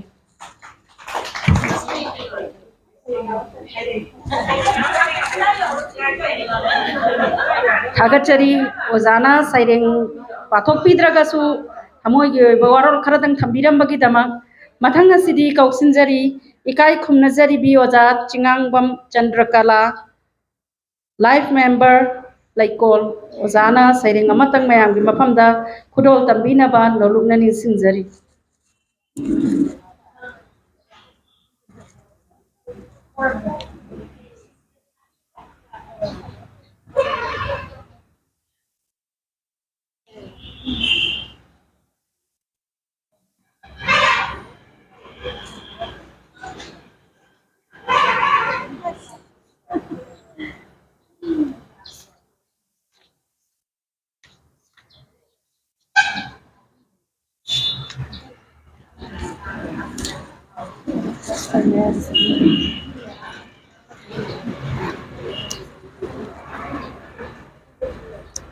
ꯉꯁꯤꯒꯤ ꯏꯃꯥꯁꯤꯒꯤ ꯆꯍꯤ 100 ꯁꯨꯔꯛꯄ ꯃꯄꯣꯛ ꯀꯨꯝꯑꯣꯟꯒ ꯃꯔꯤ ꯂꯩꯅꯅ ꯄꯥꯡꯊꯣꯛꯏꯕ ꯊꯧꯔꯝ ꯑꯁꯤꯒꯤ ꯗꯥꯏꯁꯇ ꯂꯦꯡꯁꯤꯟꯕꯤꯔꯤꯕ ꯑꯣꯖꯥ ꯄꯨꯝꯕꯕꯨ ꯀꯣꯛ ꯅꯣꯟꯖꯔꯤ ꯂꯣꯏꯅꯅ ꯉꯁꯤꯒꯤ ꯊꯧꯔꯝ ꯑꯁꯤꯗ ꯌꯥꯎꯕꯤꯔꯤꯕ ꯄꯨꯝꯅꯃꯛꯄꯨꯁꯨ ꯀꯣꯛ ꯅꯣꯟꯖꯔꯤ ꯑꯩꯒꯤꯗꯤ ꯁꯩꯔꯦꯡꯁꯦ ꯏꯃꯥꯁꯤꯗ ꯀꯠꯆꯕ ꯑꯣꯏꯅ ꯌꯥꯝꯅ ꯆꯝꯕ ꯑꯗꯨꯝ ꯌꯥꯝꯅ ꯍꯥꯊꯨ ꯍꯥꯊꯨꯅꯁꯨ ꯏꯔꯛꯈꯤꯕ ꯁꯩꯔꯦꯡ ꯑꯃꯈꯛ ꯑꯩ ꯀꯠꯆꯔꯤ ꯅꯐꯝꯗ ꯑꯩꯒꯤ ꯁꯩꯔꯦꯡꯒꯤ ꯃꯃꯤꯡ ꯅꯤꯡꯊꯧ ꯀꯣꯟꯗ ꯀꯣꯝꯂꯕꯁꯨ ꯂꯩꯃꯀꯣꯟꯗ ꯆꯥꯎꯔꯕꯁꯨ ꯇꯣꯜꯂ ꯇꯥꯔ ꯀꯌꯥꯒꯤ ꯑꯋꯥꯕ ꯄꯨꯟꯁꯤ ꯌꯦꯡꯉꯝꯗ ꯁꯩꯊꯥꯕꯤꯔꯝꯃꯤ ꯅꯨꯡꯁꯤꯅ ꯅꯍꯥꯛꯅ ꯆꯅꯨꯔꯥꯁꯤꯡꯕꯨ ꯂꯝꯖꯤꯡꯗꯨꯅ ꯈꯣꯔꯤꯔꯣꯜ ꯂꯩꯀꯣꯜ ꯁꯦꯝꯕꯤꯔꯝꯃꯤ ꯊꯣꯠꯅ ꯃꯦꯡꯂ ꯌꯥꯋꯥꯅ ꯂꯩꯁꯤ ꯂꯩꯊꯣꯟ ꯋꯥꯍꯩꯅ ꯂꯩꯔꯥꯡ ꯂꯩꯆꯟ ꯁꯨꯅ ꯁꯦꯝꯂꯝꯕ ꯅꯥꯆꯣꯝ ꯂꯩꯔꯥꯡꯒꯤ ꯃꯥꯡꯗꯅ ꯂꯩꯔꯤ ꯂꯩꯅꯝꯁꯦ ꯄꯥꯏꯃ ꯂꯧꯁꯤꯡ ꯁꯣꯏꯔꯣꯝꯕ ꯅꯆꯥ ꯅꯅꯥꯎ ꯈꯤꯕꯤꯛꯄꯨ ꯑꯆꯥꯟ ꯃꯤꯔꯥꯏ ꯅꯥꯏꯗꯅ ꯅꯨꯡꯁꯤꯅ ꯇꯥꯛꯄꯤ ꯇꯝꯕꯤꯗꯨꯅ ꯂꯩꯔꯥꯡ ꯂꯩꯈꯣꯡ ꯁꯣꯝꯍꯟꯈꯤꯕ ꯐꯨꯒꯥꯏꯅ ꯂꯩꯁꯥ ꯇꯝꯂꯛꯂꯦ ꯈꯣꯡꯒꯨꯜ ꯂꯤꯔꯛꯂꯦ ꯏꯃꯥꯁꯤꯒꯤ ꯈꯣꯔꯤꯔꯣꯟ ꯏꯃꯥꯗ ꯀꯠꯅꯕ ꯋꯥꯈꯜꯒꯤ ꯐꯤꯗꯥ ꯊꯥꯗꯨꯅ ꯂꯩꯔꯥꯡ ꯄꯔꯦꯡ ꯂꯦꯡꯖꯔꯦ ꯅꯔꯣꯏ ꯅꯅꯥꯎ ꯈꯤꯕꯤꯛꯅ ꯆꯤꯡ ꯂꯦꯝꯂ ꯏꯃꯥꯁꯤꯒꯤ ꯆꯦꯡꯂꯧ ꯁꯛꯇꯝꯗꯤ ꯎꯉꯝꯗ꯭ꯔꯦ ꯅꯨꯡꯁꯤꯔ ꯄꯥꯎ ꯈꯣꯟꯗꯨꯗꯤ ꯅꯤꯟꯗꯨꯅ ꯂꯩꯍꯧꯔꯦ ꯉꯁꯤꯁꯨ ꯂꯩꯈꯤꯒꯅꯤ ꯑꯗꯨꯃꯛ ꯂꯩꯀꯣꯜꯁꯤꯅ ꯃꯨꯠꯇ꯭ꯔꯤ ꯃꯈꯩ ꯊꯃꯣꯏꯅꯨꯡꯒꯤ ꯌꯥꯋꯥꯅ ꯆꯝꯅ ꯂꯦꯡꯖꯕ ꯄꯔꯦꯡꯁꯦ ꯀꯠꯆꯔꯤ ꯏꯃꯥꯁꯤꯒꯤ ꯈꯨꯌꯥꯈꯥꯗ ꯇꯣꯜꯂꯕ ꯅꯆꯥꯅ ꯂꯠꯅꯗꯅ ꯂꯧꯁꯤꯟꯕꯤꯌꯨꯀꯣ ꯉꯝꯖꯒꯦ ꯇꯨꯡꯏꯟꯖꯕ ꯏꯃꯥꯁꯤꯒꯤ ꯄꯨꯝꯅꯃꯛꯄꯨ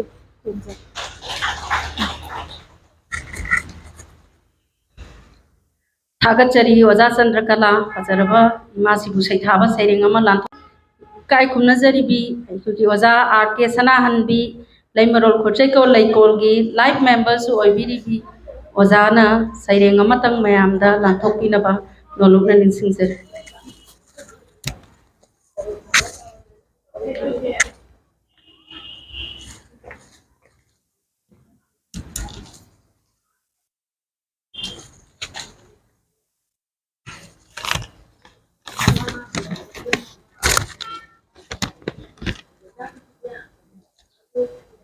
ꯂꯦꯡꯁꯤꯟꯕꯤꯔꯤꯕ ꯈ꯭ꯋꯥꯏ ꯄꯨꯝꯅꯃꯛꯄꯨ ꯏꯀꯣꯛ ꯅꯣꯟꯖꯔꯤ ꯑꯩꯒꯤ ꯁꯩꯔꯦꯡꯒꯤ ꯃꯃꯤꯡ ꯅꯈꯨꯌꯥꯗ ꯂꯩꯔꯥꯡ ꯂꯩꯅꯥ ꯁꯤꯃꯇꯪ ꯀꯪꯂꯩ ꯃꯃꯣꯝꯂꯣꯏ ꯇꯣꯝꯊꯤꯟ ꯌꯥꯏ ꯂꯩꯃꯀꯣꯟꯒꯤ ꯁꯤꯡꯌꯦꯟ ꯇꯝꯐꯥ ꯌꯥꯏ ꯅꯥꯇꯤꯛ ꯅꯉꯥꯟꯅ ꯂꯝꯌꯧꯕꯤꯅꯤ ꯅꯪꯗꯤ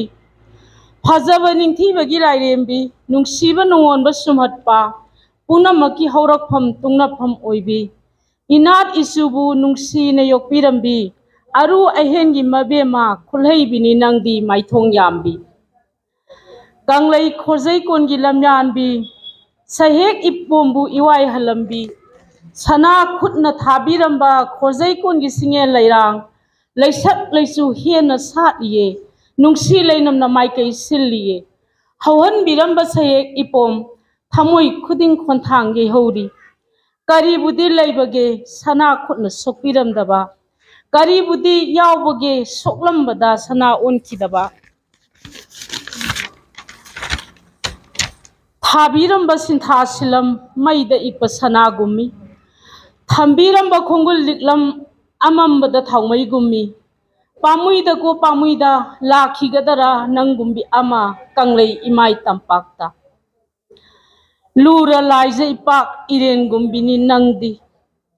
ꯅꯣꯡꯗꯣꯟ ꯑꯇꯤꯌꯥꯒꯤ ꯏꯔꯤꯛ ꯏꯁꯦꯡꯒꯨꯝꯕꯤꯅꯤ ꯅꯪꯗꯤ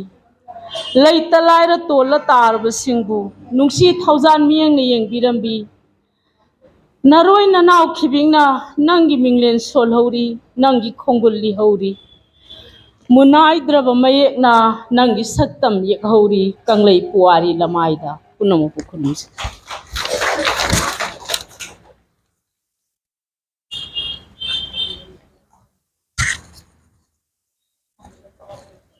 ꯊꯥꯒꯠꯆꯔꯤ ꯑꯣꯖꯥ ꯁꯅꯥꯍꯟꯕꯤ ꯃꯊꯪ ꯑꯣꯖꯥ ꯏꯁꯩꯒꯤꯗꯃꯛꯇ ꯊꯧꯔꯥꯡ ꯇꯧꯕꯤꯅꯕ ꯅꯤꯡꯁꯤꯡꯖꯔꯤ ꯑꯣꯖꯥ ꯏꯁꯩ ꯍꯩꯕ ꯃꯌꯥꯝ ꯃꯊꯪ ꯑꯩꯈꯣꯏ ꯁꯩꯔꯦꯡꯒꯤ ꯃꯈꯥ ꯆꯠꯊꯖꯔꯛꯄ ꯑꯣꯏꯅ ꯃꯊꯪꯗ ꯀꯧꯁꯤꯟꯖꯔꯤ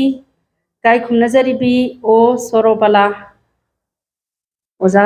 ꯁꯣꯔꯣꯕꯂꯥꯅ ꯁꯩꯔꯦꯡ ꯑꯃꯇꯪ ꯄꯥꯊꯣꯛꯄꯤꯅꯕ ꯅꯤꯡꯁꯤꯡꯖꯔꯤ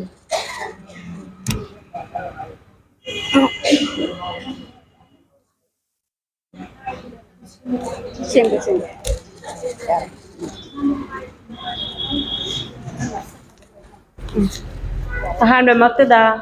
ꯉꯁꯤꯒꯤ ꯇꯤꯟꯕꯤꯔꯤꯕ ꯁꯚꯥ ꯄꯨꯝꯅꯃꯛꯄꯨ ꯑꯩꯅ ꯏꯀꯣꯛꯅꯣꯟꯅ ꯈꯨꯔꯨꯝꯖꯔꯤ ꯑꯃꯗꯤ ꯉꯁꯤ ꯃꯍꯥꯔꯥꯖ ꯀꯨꯃꯥꯔꯤ ꯕꯤꯅꯣꯗꯤꯅꯤꯒꯤ ꯅꯤꯡꯁꯤꯡ ꯊꯧꯔꯝ ꯑꯁꯤꯗ ꯑꯩꯅ ꯁꯩꯔꯦꯡ ꯑꯃ ꯊꯤꯅꯅꯕꯒꯤ ꯑꯩ ꯄ꯭ꯔꯤꯄꯦꯔꯦꯁꯟꯁꯨ ꯀꯌꯥ ꯇꯧꯖꯍꯧꯗ꯭ꯔꯦ ꯑꯗꯨꯕꯨ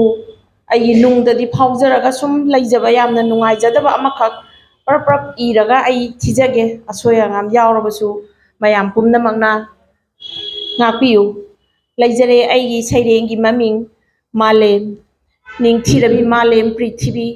ꯁꯤꯡꯊꯔꯅꯨ ꯏꯍꯧꯔꯅꯨ ꯄꯤꯔꯥꯡꯗꯣ ꯆꯣꯛꯊꯔꯦ ꯇꯥꯏꯕꯪ ꯈꯨꯠꯁꯥꯁꯦ ꯅꯪꯒꯤ ꯄꯤꯔꯥꯡ ꯇꯩꯊꯣꯛꯄꯗ ꯑꯅꯧꯕ ꯖꯨꯒꯀꯤ ꯅꯆꯥꯁꯤꯡ ꯑꯅꯧꯕ ꯖꯨꯒꯀꯤ ꯈꯨꯠꯍꯩꯕ ꯂꯩꯔꯤꯁꯤꯗꯤ ꯃꯥꯂꯦꯝ ꯏꯃꯥꯒꯤ ꯁꯥꯔꯤꯕꯁꯤꯗꯤ ꯅꯤꯡꯊꯤꯔꯕ ꯈꯨꯠꯂꯥꯏ ꯍꯩ ꯁꯤꯡꯂꯕ ꯇꯥꯏꯕꯪ ꯑꯣꯏꯕꯅ ꯉꯁꯤꯗꯤ ꯆꯥꯡꯌꯦꯡꯒꯨꯝ ꯁꯤꯖꯤꯟꯅꯔꯛꯂꯦ ꯃꯒꯨꯟ ꯂꯩꯔꯕ ꯈꯨꯠꯂꯥꯏꯁꯤꯡ ꯃꯤꯑꯣꯏꯕꯅ ꯁꯥꯔꯤꯕ ꯈꯨꯠꯂꯥꯏ ꯑꯣꯏꯔꯝꯂꯦ ꯃꯤꯑꯣꯏꯕꯕꯨ ꯍꯥꯠꯅꯕ ꯅꯩꯈꯥꯏꯔꯤ ꯎꯐꯨꯜ ꯇꯥꯅ ꯃꯤꯑꯣꯏꯕꯒꯤ ꯂꯩꯐꯝ ꯆꯥꯐꯝ ꯑꯣꯏꯔꯝꯗꯔꯦ ꯁꯝꯕꯜ ꯃꯤꯑꯣꯏꯕꯒꯤ ꯇꯝꯊꯤꯔꯕ ꯎꯃꯪꯒꯤ ꯁꯥ ꯀꯩꯗꯒꯤ ꯉꯥꯛꯊꯣꯛꯅꯕ ꯑꯗꯨꯕꯨꯅꯦ ꯑꯅꯧꯕ ꯃꯇꯝꯒꯤ ꯑꯅꯧꯕ ꯅꯤꯡꯊꯧꯔꯦꯜ ꯑꯣꯏꯕꯤꯌꯨ ꯃꯥꯏꯊꯤꯒꯗꯧꯔꯕ ꯌꯨꯀ꯭ꯔꯦꯟꯒꯤ ꯄ꯭ꯔꯦꯁꯤꯗꯦꯟ ꯖꯦꯂꯦꯟꯁꯀꯤ ꯄꯨꯝꯅꯃꯛꯄꯨ ꯈꯨꯔꯨꯝꯖꯔꯤ ꯃꯊꯪ ꯑꯁꯤꯗꯤ ꯀꯧꯁꯤꯟꯖꯔꯤ ꯏꯀꯥꯏ ꯈꯨꯝꯅꯖꯔꯤꯕꯤ ꯇꯣꯟꯖꯝ ꯁꯣꯔꯣꯖꯤꯅꯤ ꯖꯅꯨ ꯑꯣꯖꯥ ꯁꯣꯔꯣꯖꯤꯅꯤꯅ ꯁꯩꯔꯦꯡ ꯑꯃꯇꯪ ꯄꯥꯊꯣꯛꯄꯤꯅꯕ ꯅꯣꯂꯨꯛꯅ ꯅꯤꯡꯁꯤꯡꯖꯔꯤ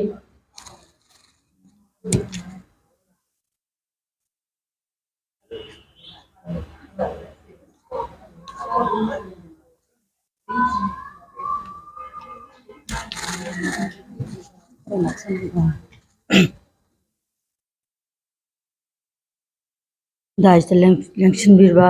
ꯑꯃꯗꯤ ꯂꯦꯡꯕꯤꯔꯛꯂꯤꯕ ꯃꯔꯨꯞ ꯃꯄꯥꯡ ꯑꯣꯖꯥꯁꯤꯡ ꯈꯨꯗꯤꯡꯃꯛꯄꯨ ꯑꯩꯅ ꯏꯀꯥꯏ ꯈꯨꯝꯅꯕ ꯂꯣꯏꯅꯅ ꯅꯣꯛꯂꯛꯆꯔꯤ ꯑꯩꯒꯤ ꯁꯩꯔꯦꯡꯒꯤ ꯃꯃꯤꯡ ꯀꯠꯆꯕ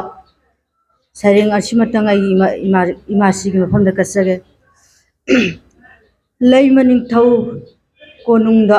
hainarasu tamphamani. Ita lekol gidi malini pairamba khojai thaduna kanglaba khusa tingthokuna amuk halak laroda mamai kaida kainarasi haina laramba kari matau noi masi. Nang na siamlamba lekona lerang suna satrengai lainam si iwang landrengai mali nangi satkredo. Laikong somlamba malina laikon thana satkravada lairang karamna salhauni mali nangi khangdaboy. Nangbu kaina mikupta laikol lairang khudingna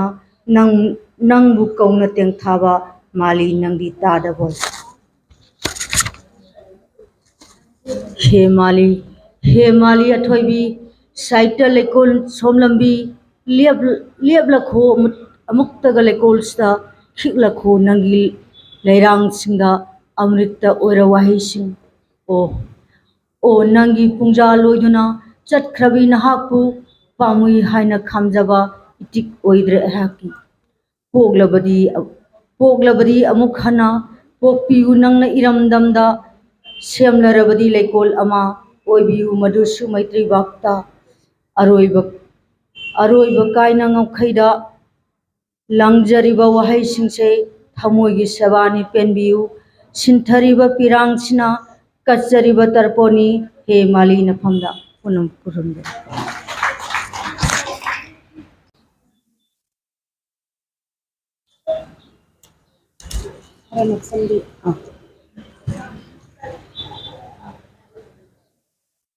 ngasi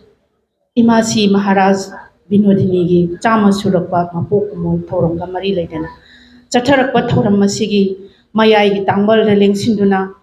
thorong gi matik mayai hapiribi umna makki maphamda kai khumna bu uchari loinana thoram bu mapung phahan biriba khwai tara gi maphamda su kai khumna bu uchari ai gi saireng gi maming thanga pat ki tharo nahan nomadi thajadana tharo satlami thanga pat madusu manung thanga bata natteko mapan thanga bata kamla pakta kari no ne thongna thajadana kuidrida ngarang na hantane aikhoi gi siroi tharo do mi gi oikhre haibra makhoi da hawi haibra kaya nungaina takhide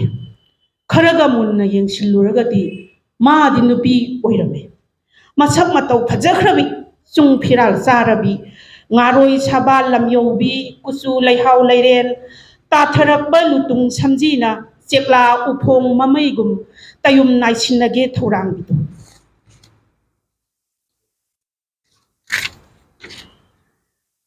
karamba leimaren bibu oirigaba phajakhreda onthokna su sari so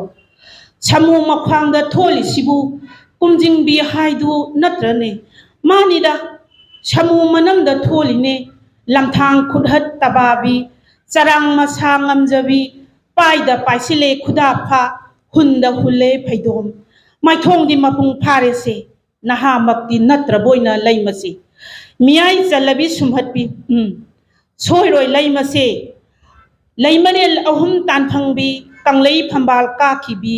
maidingu marol ahumga phambal oiram phamina khibi lainung yabiro kawbido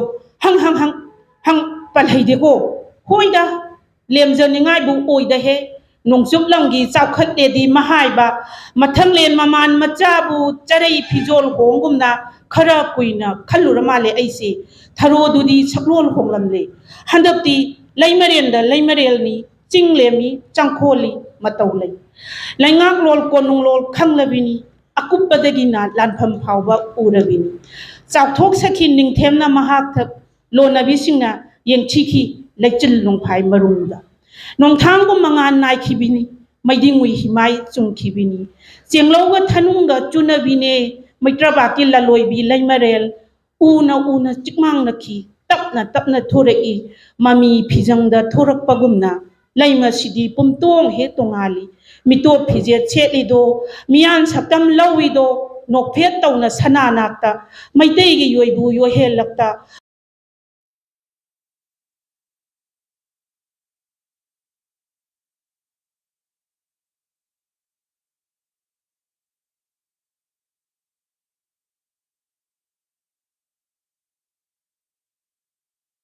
Umavati मयेंबम मथंगदा कौसनजरी काय खुमनजरीबी ओजा Sobita सौबाम ओजाना सैरेंग अमतंग मयाम मफमदा खुदोल तंबीनबा नोलुमना निंसिंजरी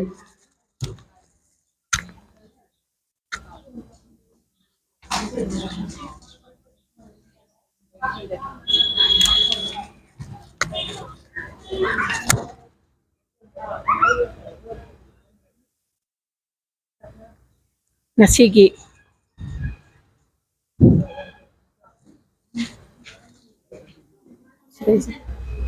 siada oh ngasigi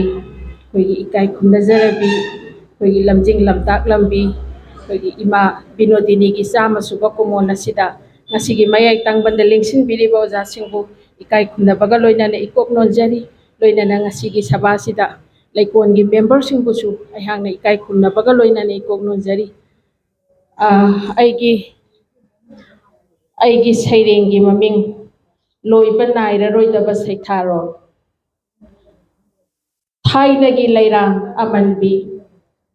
malla malla lainungsi amu haurage tathokre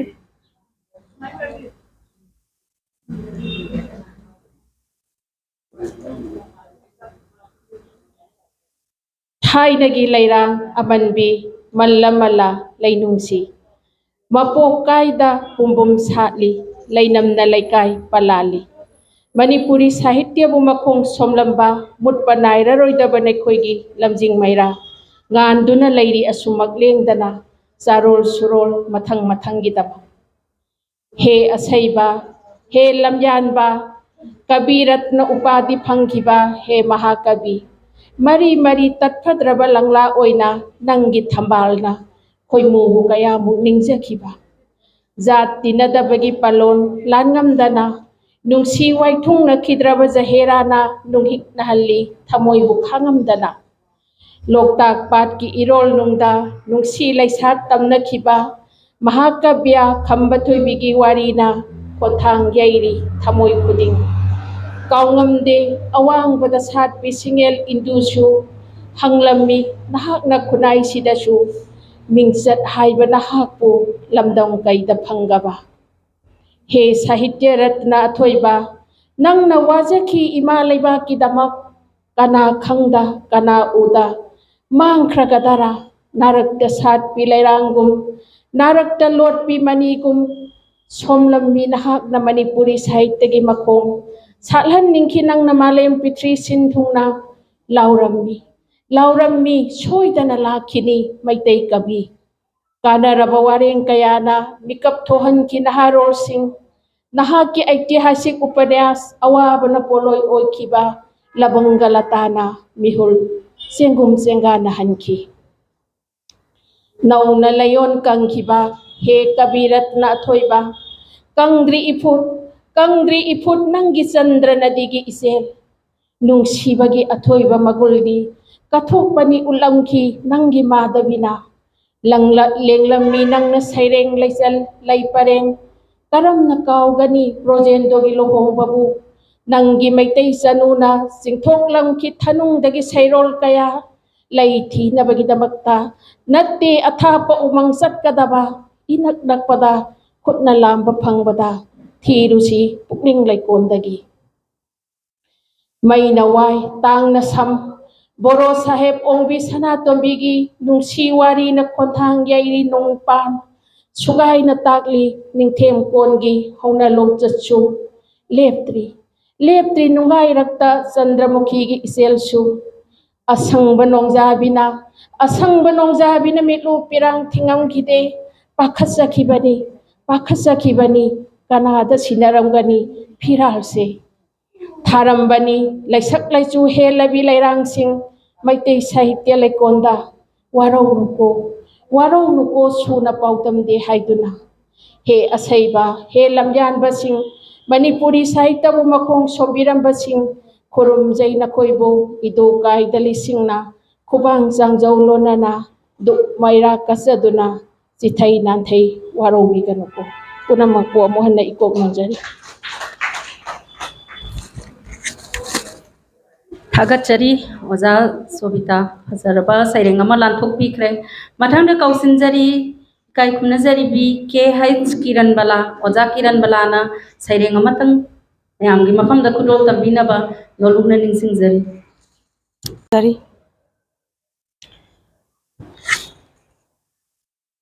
ngasi imasi binodini laimalak-tagi atangbi nupilak-tagi athoibi ngasi mahaki chama suba mapok kumon asida aisu aina ijaba saireng amatang lanthokjage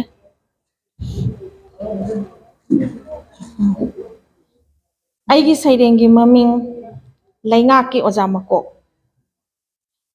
matam amagi laingaki oja lairi khitang hairakpada bazai bengun khongna o ihai haijai nonjai khurumjai oja amata oibiuwa oja amata oibiu doctor engineer su puthoi oja na muktang nanbada kari amuk hairuni oja na muktang sokpada laiba ki lusingba su maoi kari laiwabu pubano hainei oja na hakse brahma bisu mahesoni hojik na thabak makta phanglakta oiningda tande mande oja oiba kaya se urubadai imit se lainga ki oja makokti lawaida sor hole kok ta barap thomle araiba nate araiba lairik haiba oja buna hekta mafarabara lai shu khangdaba oja na senabana maware lai shu khangdaba oja senabana maware makhoi kharak khak urubadai tanare lanai school da thanare masa masu pumnamak lainga ki school da tamdau saru chara na masarasu khitang haijarabasu penjarabasu khanare oja na hai mama mapa phatte amana hai laingak phatte mama tolop chabini mapa yurai haubani aikhoi masel taisinai kari amu hairuni kanadabu wakat lugani laingak su kibide mabu laingak su kibide mapa mapuni mahaido mabung hekta mawairam makhura mapanni mani niga mandon niga kari upai tauruni laingaki oja mako MLA su madu mangai magi praja yamnaki niba lakani haiduna magi kanaba oiraba harau harau koksilli yenglude aidi sigumbase imit ase sokhini tarude ai ina ase pangkhini thawai hek nuaitraba saireng oina hek isai oina hek ngangi si mangaire si na mafare natlamdraba karigumba guli masing hengkatni doctor toina kanani mina dingang nei ningphung kabi di natana saireng kasu ijasai kalakar di natana isai kasu ngangjasai haige haining haijosanu aigi nungaijabadudi khangdi udi manadi hainei kanagumbana sahityagi misingse mamit chama panbani mana lising panbani khangda uda leitaba laigi magun chenbani natti aidi madumak khanglude kanagi thamoi kabi oirudabana ningsing lai saireng ama tinau makhal gilaiga phangani manam nungsiba sanau uphul waiful taigani amot panasada sanglam drabalai kolse phiroi tararak solam lagani haujiki laira khulak se angak pani angakpa athum hau yonadre jada khaini talap ngakta masa lairi tamgera masu lairi tamloira soiba yade nomagi jada matap taradi sel pairaga na lanai school sel paidraga na laingaki school yung hong toiraga laira tan chakhum di mirang thamung di nong tare ithau di natana ithau sa waiku pubina dolai tongbigi wabi haidu mangaire arai bana te laingaki oza mina ningbana ama laina tambana ama tauge ningba ngamhaude pungin wakhal soihannu saure saireng nungaire saireng ware saireng thainaga hujika manadre ozagi sinpham nungsiba matana oza oirasi namduna oza oihanbiganu masi matang haijari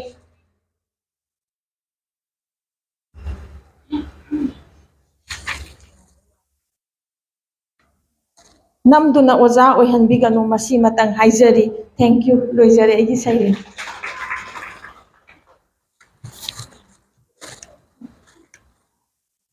ꯊꯥꯒꯠꯆꯔꯤ ꯑꯣꯖꯥ ꯀꯤꯔꯟꯃꯂꯥ ꯃꯇꯝꯒ ꯆꯨꯅꯅ ꯑꯩꯈꯣꯏꯒꯤ ꯁꯩꯔꯦꯡ ꯊꯤꯕꯒꯤ ꯃꯤꯁꯤ ꯃꯇꯥꯡ ꯁ꯭ꯋꯥꯏꯗ ꯁꯩꯔꯦꯡ ꯊꯤꯕꯤꯅꯕ ꯂꯩꯇ꯭ꯔꯦ ꯍꯥꯏꯅ ꯂꯧꯖꯔꯒ ꯑꯩ ꯑꯔꯣꯏꯕ ꯑꯣꯏꯅ ꯏꯃꯥꯁꯤꯅ ꯏꯕꯤꯔꯝꯕ ꯑꯁꯪꯕ ꯅꯣꯡꯖꯥꯕꯤꯗꯒꯤ ꯗꯥꯏꯂꯣꯛ ꯃꯇꯦꯛ ꯑꯃꯇꯪ ꯇꯧꯖꯒꯦ ꯁꯥꯍꯤꯇ꯭ꯌꯒꯤ ꯃꯆꯜ ꯑꯌꯥꯝꯕꯗ ꯈꯨꯠ ꯊꯥꯔꯝꯂꯕ ꯑꯏꯕꯤꯅ ꯈ꯭ꯋꯥꯏꯗꯒꯤ ꯊꯋꯥꯏ ꯇꯥꯖꯕꯗꯤ ꯃꯤꯠꯅ ꯎꯗꯕ ꯄꯣꯠ ꯑꯃꯕꯨ ꯃꯤꯠ ꯎꯏꯁꯤꯟꯗꯨꯅ ꯃꯤꯠꯃꯥꯡꯗ ꯁꯥꯒꯠꯆꯗꯨꯅ ꯏꯕ ꯈꯣꯟꯖꯦꯜ ꯂꯤꯂꯥꯁꯤꯅꯤ ꯑꯏꯕꯤꯅ ꯁꯨꯝꯅ ꯍꯥꯏ ꯑꯩꯅ ꯔꯦꯗꯤꯑꯣ ꯄ꯭ꯂꯦꯅ ꯌꯥꯝꯅ ꯊꯋꯥꯏ ꯇꯥꯖꯩ ꯅꯣꯡꯃꯇ ꯁ꯭ꯇꯦꯖ ꯄ꯭ꯂꯦ ꯏꯒꯦ ꯈꯟꯈꯤꯗꯦ ꯁꯨꯞꯅꯇꯒꯤ ꯔꯦꯗꯤꯑꯣ ꯄ꯭ꯂꯦꯇꯅꯤ ꯏꯈꯤꯕ ꯇꯁꯦꯡꯅ ꯍꯥꯏꯔꯕꯗ ꯆꯦꯂꯦꯟꯖꯤꯡ ꯑꯣꯏ ꯔꯦꯗꯤꯑꯣ ꯄ꯭ꯂꯦꯕꯨ ꯁꯛꯁꯦꯁꯐꯨꯜ ꯑꯣꯏꯅ ꯏꯕ ꯉꯝꯂꯕꯗꯤ ꯄꯨꯟꯁꯤꯗ ꯃꯥꯏ ꯄꯥꯛꯂꯕ ꯑꯏꯕ ꯑꯃꯅꯤ ꯍꯥꯏꯅꯤꯡꯏ ꯑꯏꯕꯤ ꯑꯁꯤꯅ ꯏꯕꯤꯔꯝꯕ ꯑꯁꯪꯕ ꯅꯣꯡꯖꯥꯕꯤꯗꯒꯤ ꯗꯥꯏꯂꯣꯛ ꯃꯇꯦꯛ ꯑꯃꯇꯪ ꯃꯌꯥꯝꯒꯤ ꯃꯐꯝꯗ ꯂꯥꯟꯊꯣꯛꯆꯒꯦ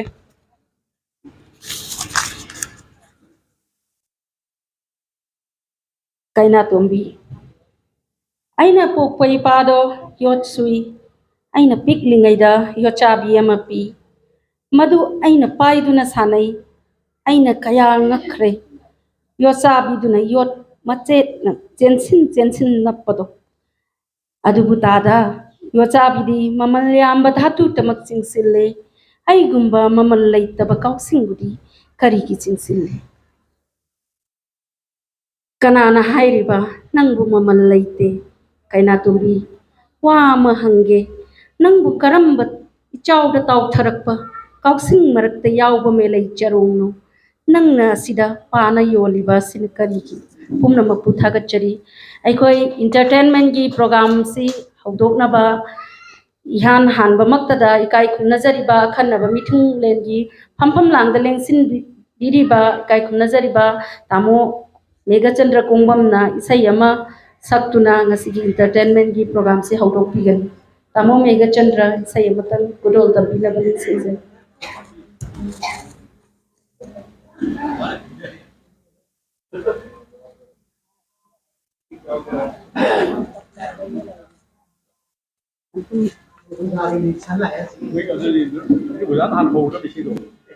Để adu mà thằng oza cậu chụp cái Mudi sei. ya tadi ya di là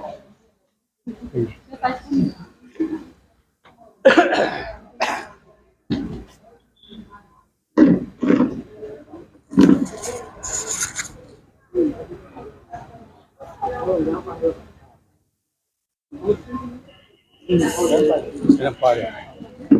Come si pide ma? Era di carne.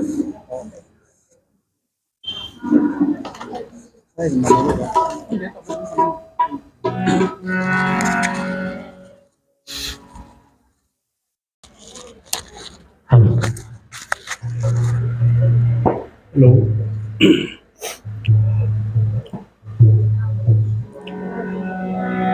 Isai di udah ini amkan hai bisa nih. Aku nih sum thabom bi pawa degi corona matam jida sum. Sisi pharmai sum practice sum tahu bisa nih. An beda koi kuman te prakash ki mani bala shuli sai ama sum mamang dai thawan jage.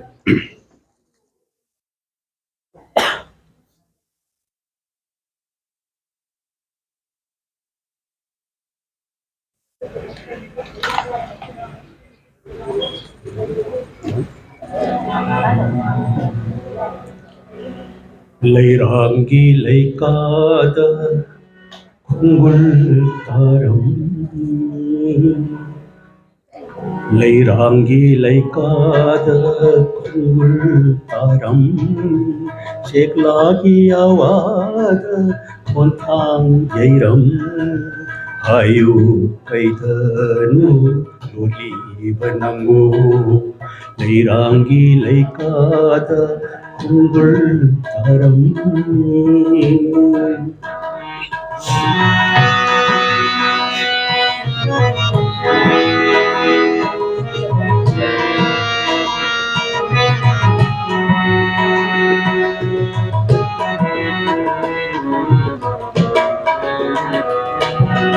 Puro maseki may sasuk nangi Puro maseki may sasu nangi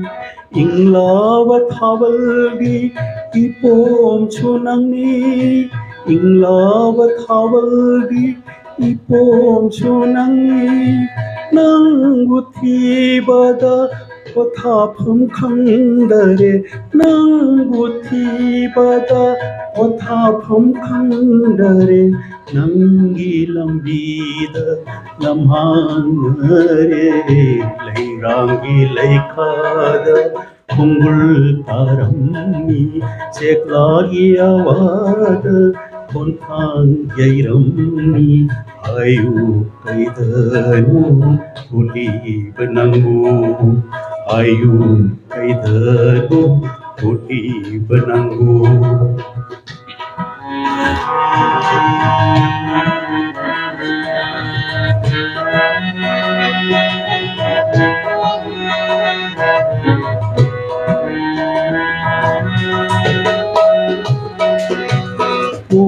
Don atiyada sathe kulami Nung do laisilda sathe kulami Thawan mi sakta mai kai taklami Thawan mi sakna mai kai taklami Ting thau turego lai kai makhare Ting thau turego Ami saukare iri malangu nason ikare dirangi laikada ungul taram dirangi laikada ungul taram ceklagi awad kontang jairam ayu kaidanu Uli benanggu Ayu kaidanu Uli benanggu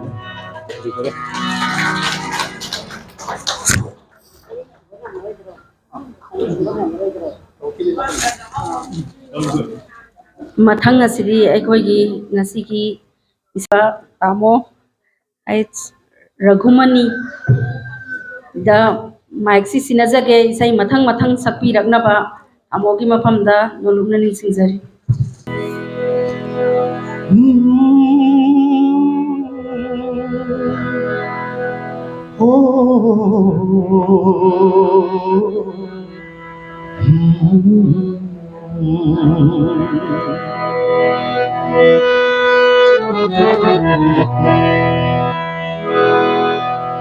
Menglaba thabalgi mangala Mafam khudi chandori 1, 2, 3, go Menglaba thabalgi mangala Mafam khudi chandori Lairabagi khangpokni kumdok lamde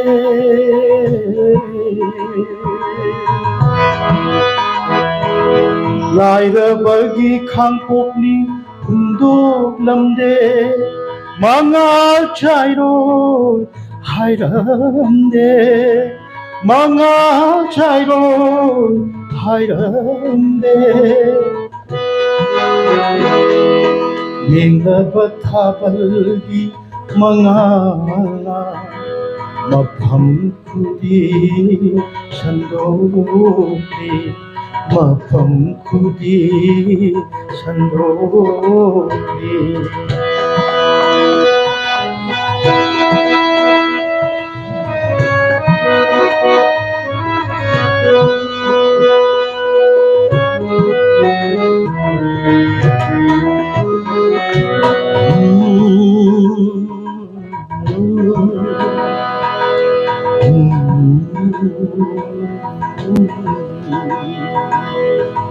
Sei parenga sei usa Bhanuti ni piram basering itu kilo kacau ni. Lamca uba makani 하나인가 샷키디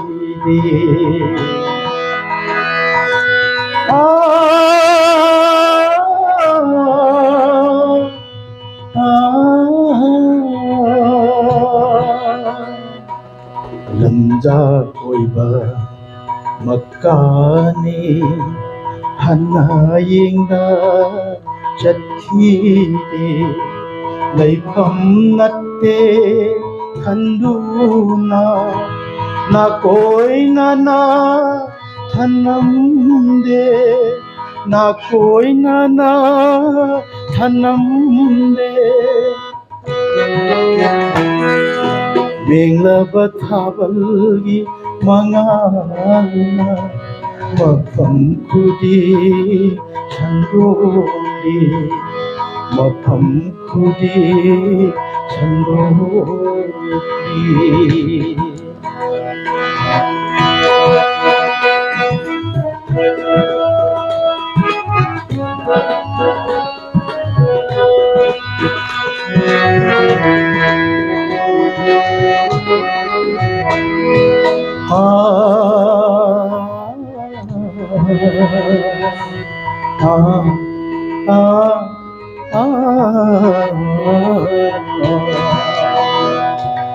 Laira khangpo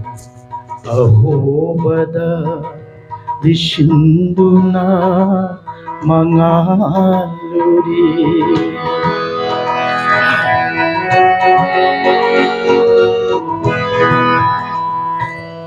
Laira khangpo ahobada dishinduna mangaluri taibang punshi phambakti khenaba laite utluri khenaba laite utluri utluri menglaba thabalgi mangala mafam kudi chandoli menglaba thabalgi mangala mafam kudi chandoli lairabagi khangpokni thundok lamde lairabagi khangpokni thundok lamde mangal chairo hairamde mangal chairo hairamde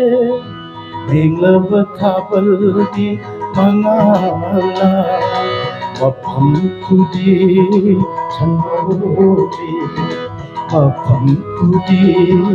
chandoli mafam kudi sandokri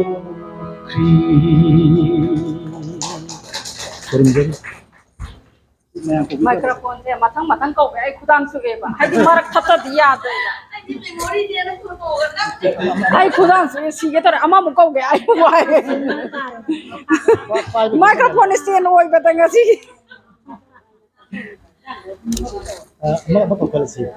मथंग सिदी कौसिनजरी काय खुमनजरी B सैने लैसिनगी मैसा नोंलिना खंबी दे ददि सैजुनी यारबा लैसिलगी मैसा नोंलिना खंबी दे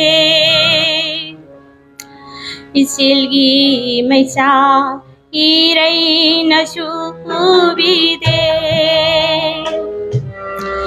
लैसिलगी मैसा नोंलिना खंबी दे इसिलगी मैसा इरै नसुबी दे थमुई मैसा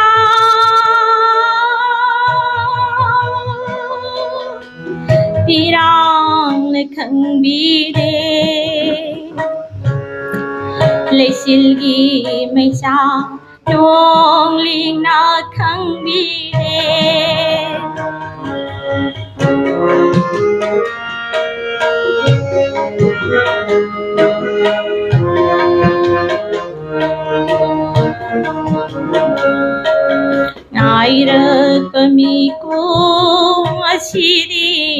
लागले उन्हाळी ꯂꯝꯕꯤꯁꯤꯗ ꯉꯥꯏꯔꯛꯄ ꯃꯤꯀꯨꯝ ꯑꯁꯤꯗꯤ ꯂꯥꯛꯂꯦ ꯎꯅꯔꯔꯦ ꯂꯝꯕꯤꯁꯤꯗ ꯂꯥꯛꯂꯦ ꯂꯥꯞꯅ ꯅꯇꯨꯡꯏꯟꯅ ꯅꯪꯒꯤ ꯋꯥꯈꯜꯅ ꯁꯦꯡꯖꯦꯜꯂꯣꯏꯅ ꯆꯪꯁꯤꯟꯕꯁꯨ ꯉꯝꯗꯔꯦ ꯍꯟꯗꯣꯛꯄꯁꯨ ꯌꯥꯗꯔꯦ ꯁꯤꯕꯨ ꯀꯔꯤ ꯃꯩꯆꯥꯛꯅꯣ ꯅꯨꯡꯁꯤꯕꯅ ꯎꯕꯤꯗꯦ ꯊꯃꯣꯏ ꯃꯩꯆꯥꯛ ꯄꯤꯔꯥꯡꯅ ꯈꯪꯕꯤꯗꯦ ꯂꯩꯆꯤꯜꯒꯤ ꯃꯩꯆꯥꯛ ꯅꯣꯡꯂꯤꯡꯅ ꯈꯪꯕꯤꯗꯦ ꯏꯆꯤꯜꯒꯤ ꯃꯩꯆꯥꯛ ꯏꯔꯩꯅꯁꯨ ꯎꯕꯤꯗꯦ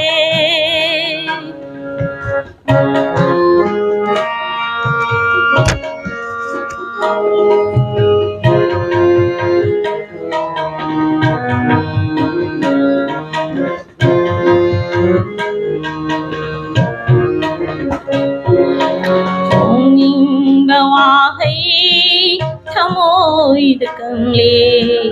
ꯃꯤꯆꯥꯅꯔꯦ ꯀꯧꯉꯝꯗꯔꯦ ꯊꯣꯡꯅꯤꯡꯕ ꯋꯥꯍꯩ ꯊꯃꯣꯏꯗ ꯀꯪꯂꯦ ꯃꯤꯆꯥꯅꯔꯦ ꯀꯧꯉꯝꯗꯔꯦ ꯂꯪꯂꯥ ꯂꯪꯖꯤꯟ ꯈꯪꯗꯅ ꯇꯜꯂꯦ ꯏꯒꯂꯨꯒꯨꯝ ꯁꯣꯏꯔꯦ ꯑꯃꯃꯝ ꯑꯣꯏꯅ ꯈꯨꯡꯒꯜ ꯑꯁꯤ ꯀꯗꯥꯏꯅꯣ ꯍꯨꯟꯗꯣꯛꯂꯁꯤ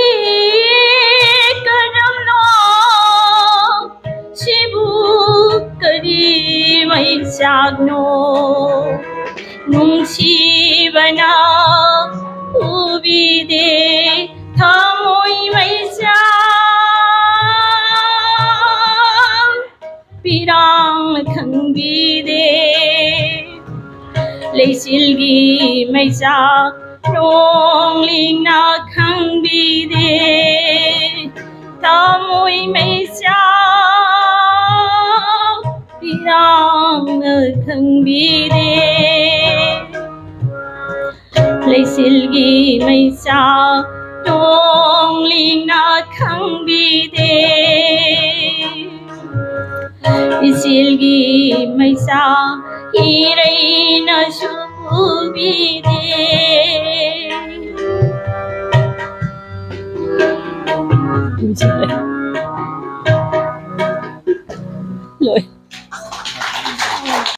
ꯃꯊꯪꯗ ꯀꯧꯁꯤꯟꯖꯔꯤ ꯃꯨꯇꯨꯝ ꯔꯃꯅꯤ ꯑꯣꯖꯥ ꯔꯃꯅꯤꯗꯒꯤ ꯏꯁꯩ ꯑꯃꯃꯨꯛ ꯃꯌꯥꯝ ꯇꯥꯃꯤꯟꯅꯔꯁꯤ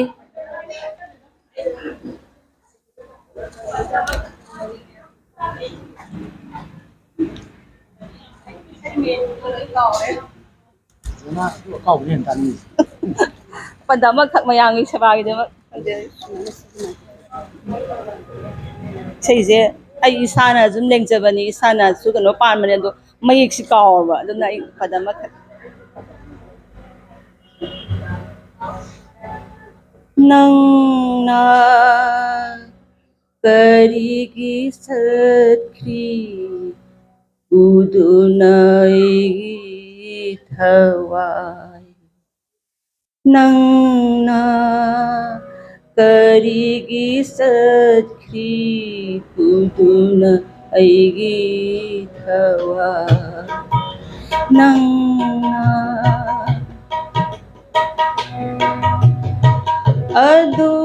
ꯑꯗꯨꯉꯩꯒꯤ ꯇꯥꯟꯖꯕ ꯌꯥꯔꯒꯅꯤ ꯑꯗꯨꯉꯩꯒꯤ ꯕꯁꯟꯇꯗꯨꯗ ꯅꯪꯅ ꯂꯥꯛꯈꯤ ꯏꯅꯥꯛꯇ ꯑꯗꯨꯉꯩꯒꯤ बसंतदूत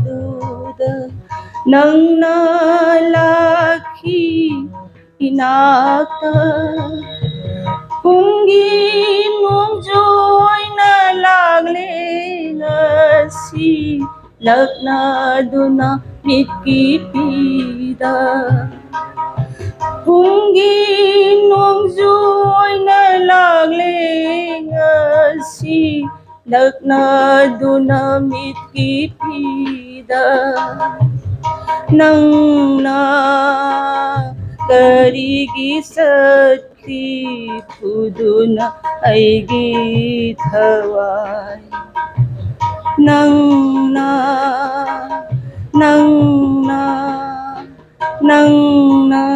punang ko pulam tali may gigsikaw rin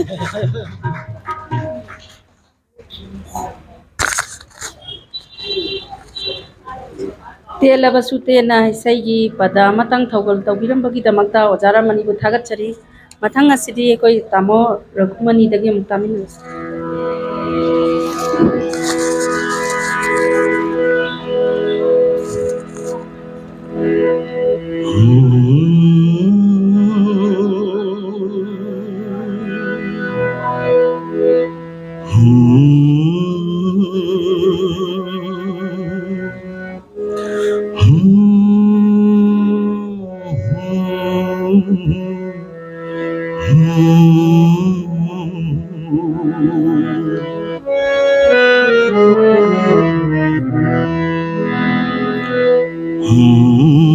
Thêm लगेला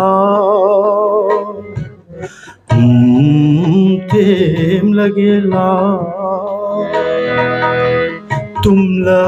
रोने आएगी लाई थी भी तुम रोने आएगी लाई थी भी thêm लगेला ahing umthil khangdana ai khoi mangol kachinda sak thong phausu shanabada ita nangi waram lane ita nangi waram lane thêm लगेला thêm लगेला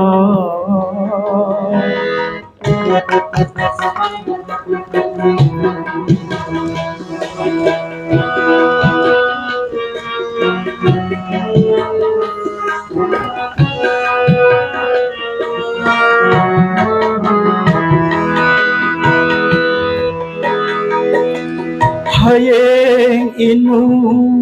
ngalaga shana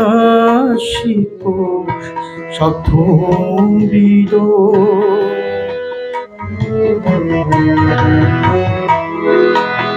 hayeng inu ngalaga shana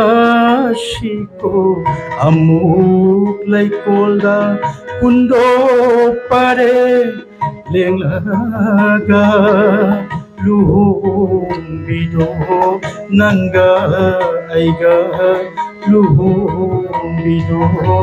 nanga aiga thêm लगेला thêm लगेला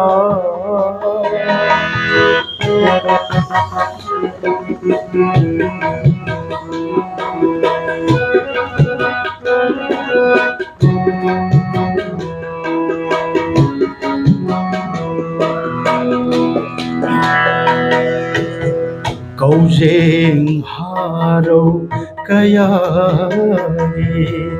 nausum shayekna nilakle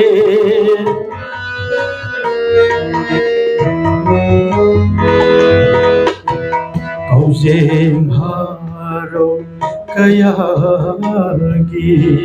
nausum shayekna nilakle Laglo ne tumharo लागलो ने तुम्हारो लुबांगा ते लगला तेम लगला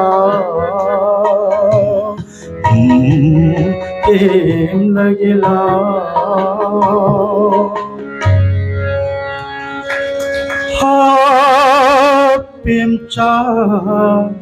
laibak shobing asidi loire mangle do loire ha pemcha laibak shobing asidi loire Mangle do loye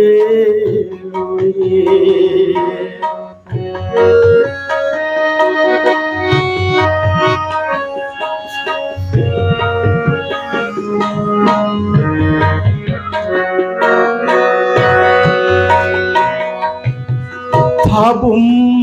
tara naupubi palem laiba TBD Ona toina kanglishe Nura nandi rabo Nura khuna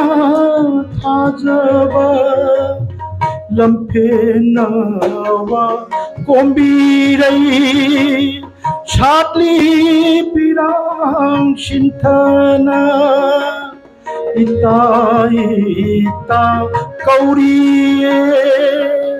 kumo laune amukta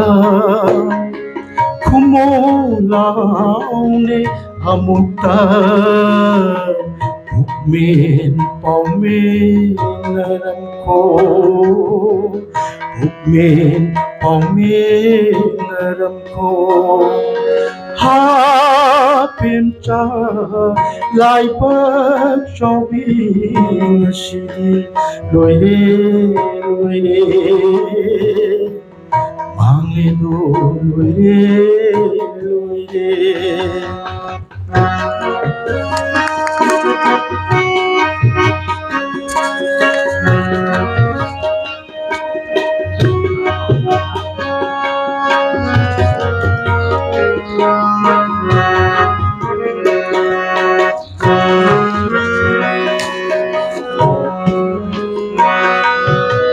Kamnung thonga ashithe makoy nungol chinjilda apamshi thunada nuranado chatlabo Kamnung thonga ashithe makoy nungol chinjilda apamshi thunada nuranado chatlabo ura roido mai thokta dararoido napau kho Nangi nungshi waridi Yungthong kudi lihauni Nungshi dako pemshao Nungshi dako pemshao Had mainu pemcha Had mainu pemcha ha pemcha laibak shobing asidi loire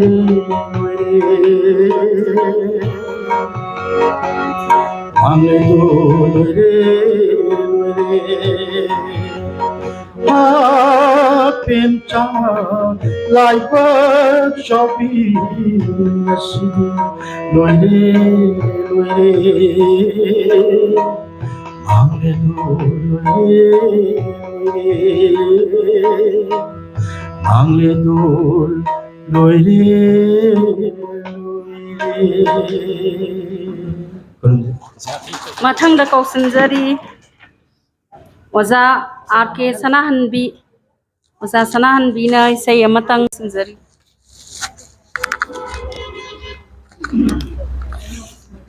microphone stand से पैसा का था भी बाबा सही से कोई था बस यार देखो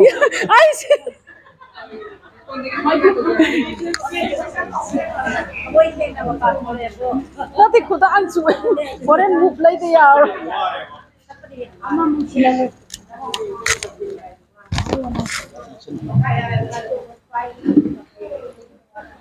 दाइजे लिंसिन बिरिबा ओजा सिंह मांग दे लिंसिन बे खिबिकु आइने खोक नोनजरी आइगिसि उन्थोकबा तंजा अमा हाइबदुनी ओजा रघुनी अदगा ओजा मेघचंद्र ओजा बिना sei sakpa haiba mayam ama zaramani sakpigre aigidi sei sakpa haiba nasade tamju tamjade sum sei me ibada sur yaurakpasi aina he he mobile daga hapsala thambsu yawe January gi taiguma thoida aina igibe sei me yengni ada inaw kumari na thauram sigi chebau tharakpada isai gi saruk yauram mena ngarang si ko ngauri sum mobile du dagi happy happy hinoi noi daga tamgibani surju aigini amayek su aigi khonjin su ada tabo budi su ya roi aduda aine kwai kijabasi isai gi oja sing isai sakpiriba aduga sur panbiba mayamda aine usi thoi dabagi wapam junna sade yam luba kaino amani isai habise ai pamjabagi sum tawjabani adu sumaina ima khon gumba laikon gumba kui khori ron gi thoram natana soi kaisu khudong chabasi phangjada ba haitare adu ai saksage asoibadi ai hana loina mangjauna na haijari asoiba puna mangakpiyo ai soire ni haibisu adum khangjarabani badana hendoi ngaramni ngarang da ngai hingnoi noi bani de 21 da sei I de kan no mobile da toksala thonggiba recording Nangtagini hingjariba Nangtagini hingliba se ima Kathoksare nangidama Thawai haksang pumba se ima Imagi minglen sondana Kanagi minglen bu solugani aina Imagi isai saktana Kanagi isai bu saglugani ima Nangtagini hingjariba Nangtagini hingliba se ima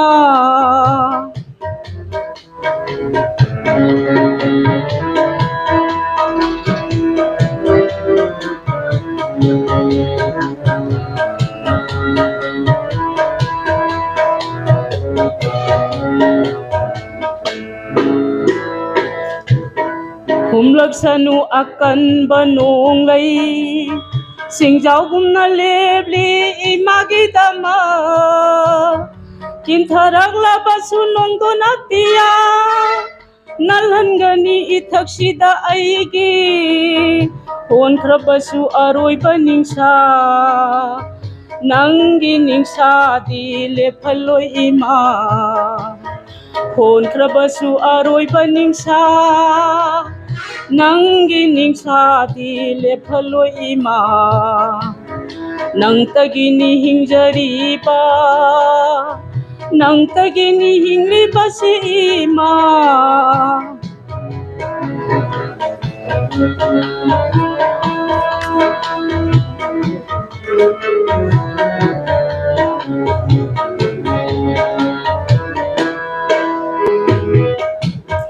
Hamoy nung dahag liba mingkayse Nanggini ne ima Lakanungda yegliba saktam sisu nang nine palen Loina magse nanggi nine kanagi nate ima Loina magse nanggi nine kanagi nate ima Atiagi sangbana masusunangni Malengi sanglaina pizun sunangni Nang tagini hingjariba Nang tagini hingliba se ima Katuk sare nanggi dama Hawai hakjang pumba se ima Imagi minglen sondana Kanagi minglen bu solugani aina Imagi isay saktana Kanagi isay bu salugani ima Nang tagini hingjariba Nang tagini hingliba se ima Nang tagini hingjariba Nang tagini hingliba se ima Nang pupunja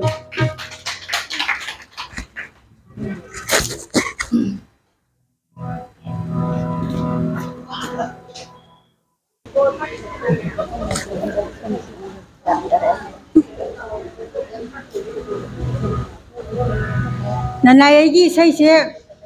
isaysidine fajagraba mi hojai bimaniko aidi mayamse phagitadna toni adu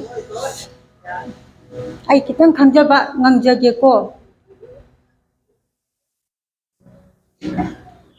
Nushijaba nangbu karidagi lakpano Kanana nangbu tharapano Karidamak lakpano Nangbu nangna khangbara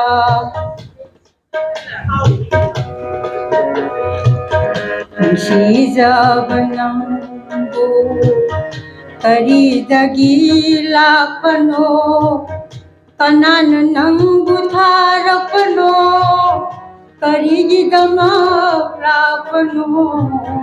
Nangbu nangna khangbara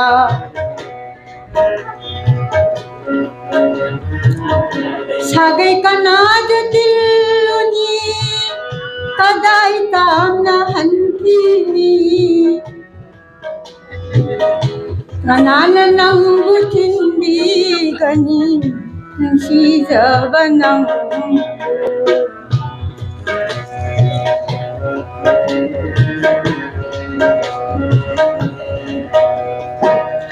Duti na lauri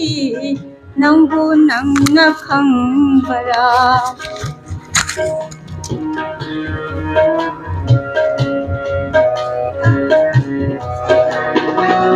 Taibang malang iyaida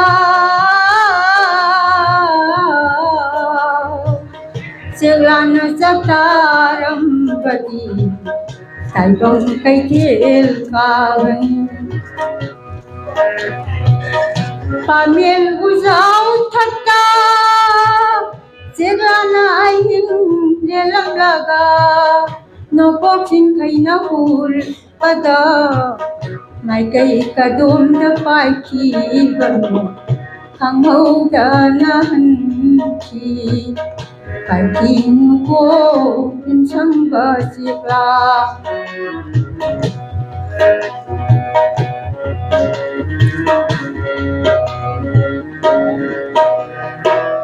Nang na pai krabada Halakami ninde aina Pakin ko kinsang basikla Thamoy gi sigla nungsibi Paikinu haine buruzon singna Nang nabai krabada Halakami ninde aina Pakin ko Sang basikla ꯅꯣꯏꯒꯤ ꯆꯦꯒ꯭ꯔꯥ ꯅꯨꯡꯁꯤꯕꯤ ꯄꯥꯏꯈꯤꯅꯨ ꯍꯥꯏꯅꯦ ꯒꯨꯔꯨꯖꯣꯟꯁꯤꯡꯅ ꯅꯪꯅ ꯄꯥꯏꯈ꯭ꯔꯕꯗ ꯀꯅꯥꯅ ꯅꯥꯄꯨꯅ ꯂꯩꯕꯤꯔꯔꯅꯤ ꯌꯨꯝꯁꯤꯗ Bidai turin khata kana leiri kau ganu Bidai turin khata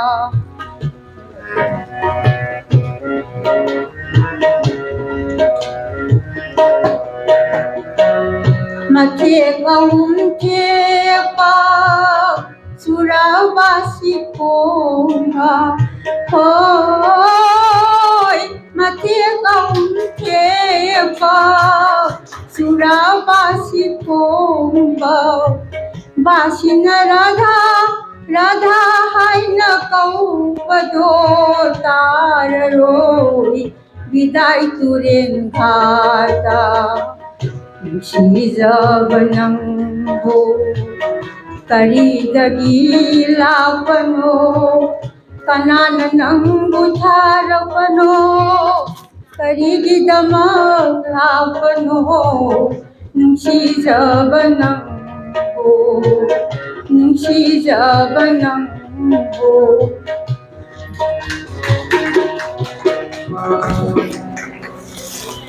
Haita haita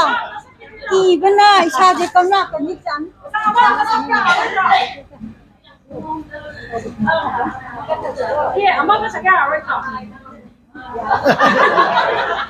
ꯃꯊꯛꯇ programme ꯂꯩꯌꯦ ꯑꯣꯖꯥ ꯆꯥꯟꯗꯣꯒꯤ ꯏꯁꯩꯒꯤ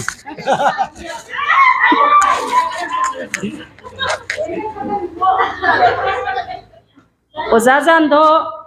ngasi anau ba activity mayam ama ni utpiri se ngasai su sereng matat ama sambigre adugi matungda ozagi oiriba yang kangiba aikoin ujabada chari samnadriba si mayam singsigi wang mada yamna phajaraba aduga yamna phawraba isai ama karimta wadana yamna nungaina ozana mayam gidamakta sakpi khibagi damakta thogal tawbi kibagi damakta ozabu amukasu hanna thagachari Matang asidi aikoi gi naw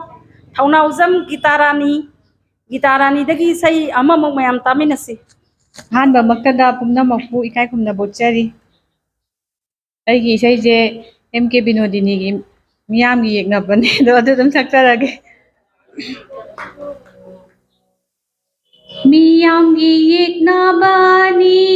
nangse aigi su yekna bani nangse wahang kharagi damakta lephi bani namang maktada paukhumta magpiyo hairaga karigi thamoi su pirakpa asum naibu paukhok nabara sajat chumda bini haina sajat chumda bini haina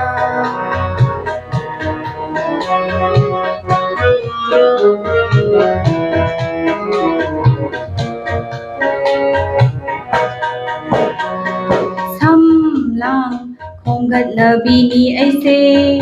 mapu palabini aise adubu khangaude nungsiba karino nangi sagogi makolda langtak nei pukning se khanghoda nangi sagogi makolda langtak nei pukning se khanghoda nangi lemlaba sajatta hathabangam jithilse masira miyamna hainariba nungsiba haiba tawngambino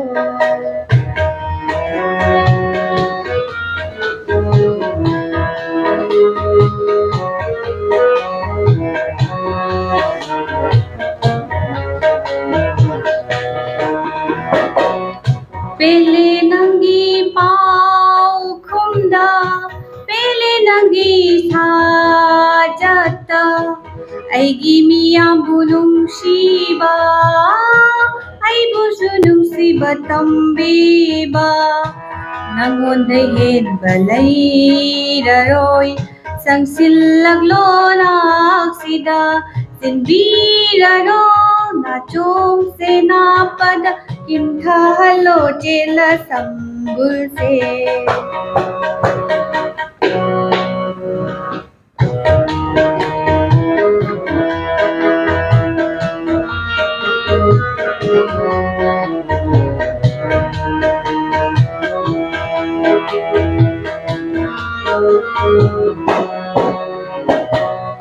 ꯄꯨꯟꯁꯤ ꯁꯤꯟꯊꯥ ꯏꯟꯅ ꯆꯠꯂꯨꯔꯣ ꯅꯌꯨꯝ ꯂꯝꯗꯝꯗ ꯉꯥꯏꯔꯝꯒꯦ ꯅꯪꯅ ꯍꯜꯂꯛꯄ ꯅꯪꯒꯤ ꯅꯨꯡꯁꯤꯕꯅ ꯊꯜꯂꯕ ꯊꯋꯥꯏ ꯃꯆꯥꯁꯦ ꯀꯣꯟꯗꯨꯅ ꯃꯤꯅꯣꯡꯃꯩ ꯁꯥꯂꯛꯁꯤꯗ Thawai masase kondona minong may salak sida he puksen tauba yegnaba he nungsi bagilan mi he thawai githawai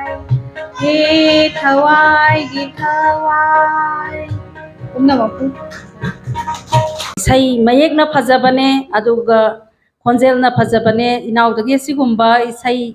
tagani haibasi thajarudabani adubu yamna phajana sakpikhre inaubo mukasu hana thagachari mathang asidi ekoi tamo ragumani dagi amuk taminasi Isian chinjilao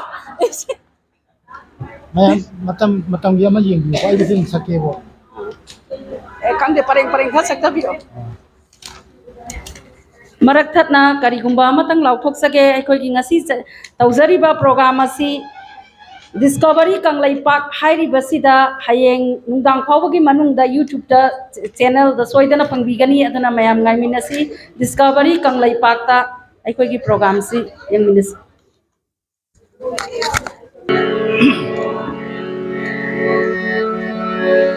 Ningsing lunu matamdo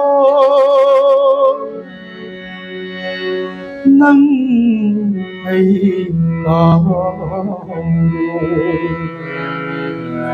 ay shu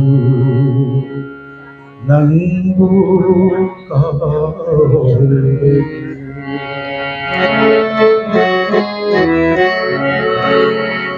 nang shu ay bukaw ay shu nang bukaw rage nang shu ay bukaw ay shu nang bukaw rage ningsing lulu matamdo Ningsilunu matamdo Biday na oile pantungpang Biday na oile pantungpang Nang su ay bukaw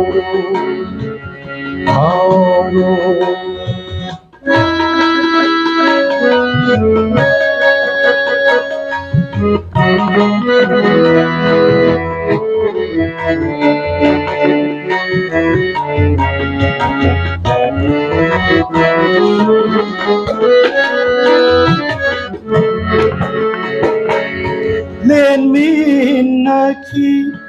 ahing kaya hai ki badai nang ay ngonda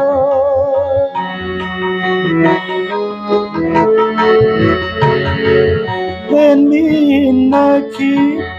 ahing kaya hai ki badai nang ay ngonda Haduk pinu ay bunang na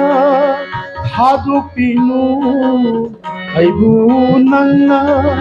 Haduk ngasidi ay bu Haduk ngasidi ay bu Nang sukaw ay su nang sukaw Nang su ay bukaw ꯑꯩꯁꯨ ꯅꯪꯕꯨ ꯀꯥꯎꯔꯒꯦ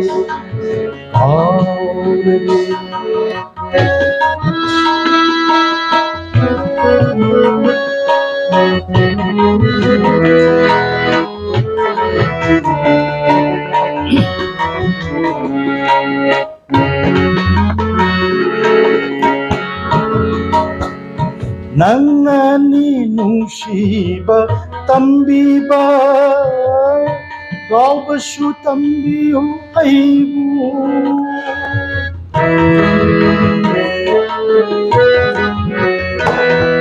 ꯅꯪꯅꯅꯤ ꯅꯨꯡꯁꯤꯕ ꯇꯝꯕꯤꯕ ꯀꯥꯎꯕꯁꯨ ꯇꯝꯕꯤꯌꯨ ꯑꯩꯕꯨ ꯅꯪꯒꯤ ꯃꯩꯆꯥ ꯈꯥꯡꯖꯕꯅ ꯅꯪꯒꯤ ꯃꯩꯆꯥ ꯈꯥꯡꯖꯕꯅ ꯑꯣꯏꯖꯒꯦ ꯑꯩꯒꯤ ꯅꯨꯡꯉꯥꯏꯕ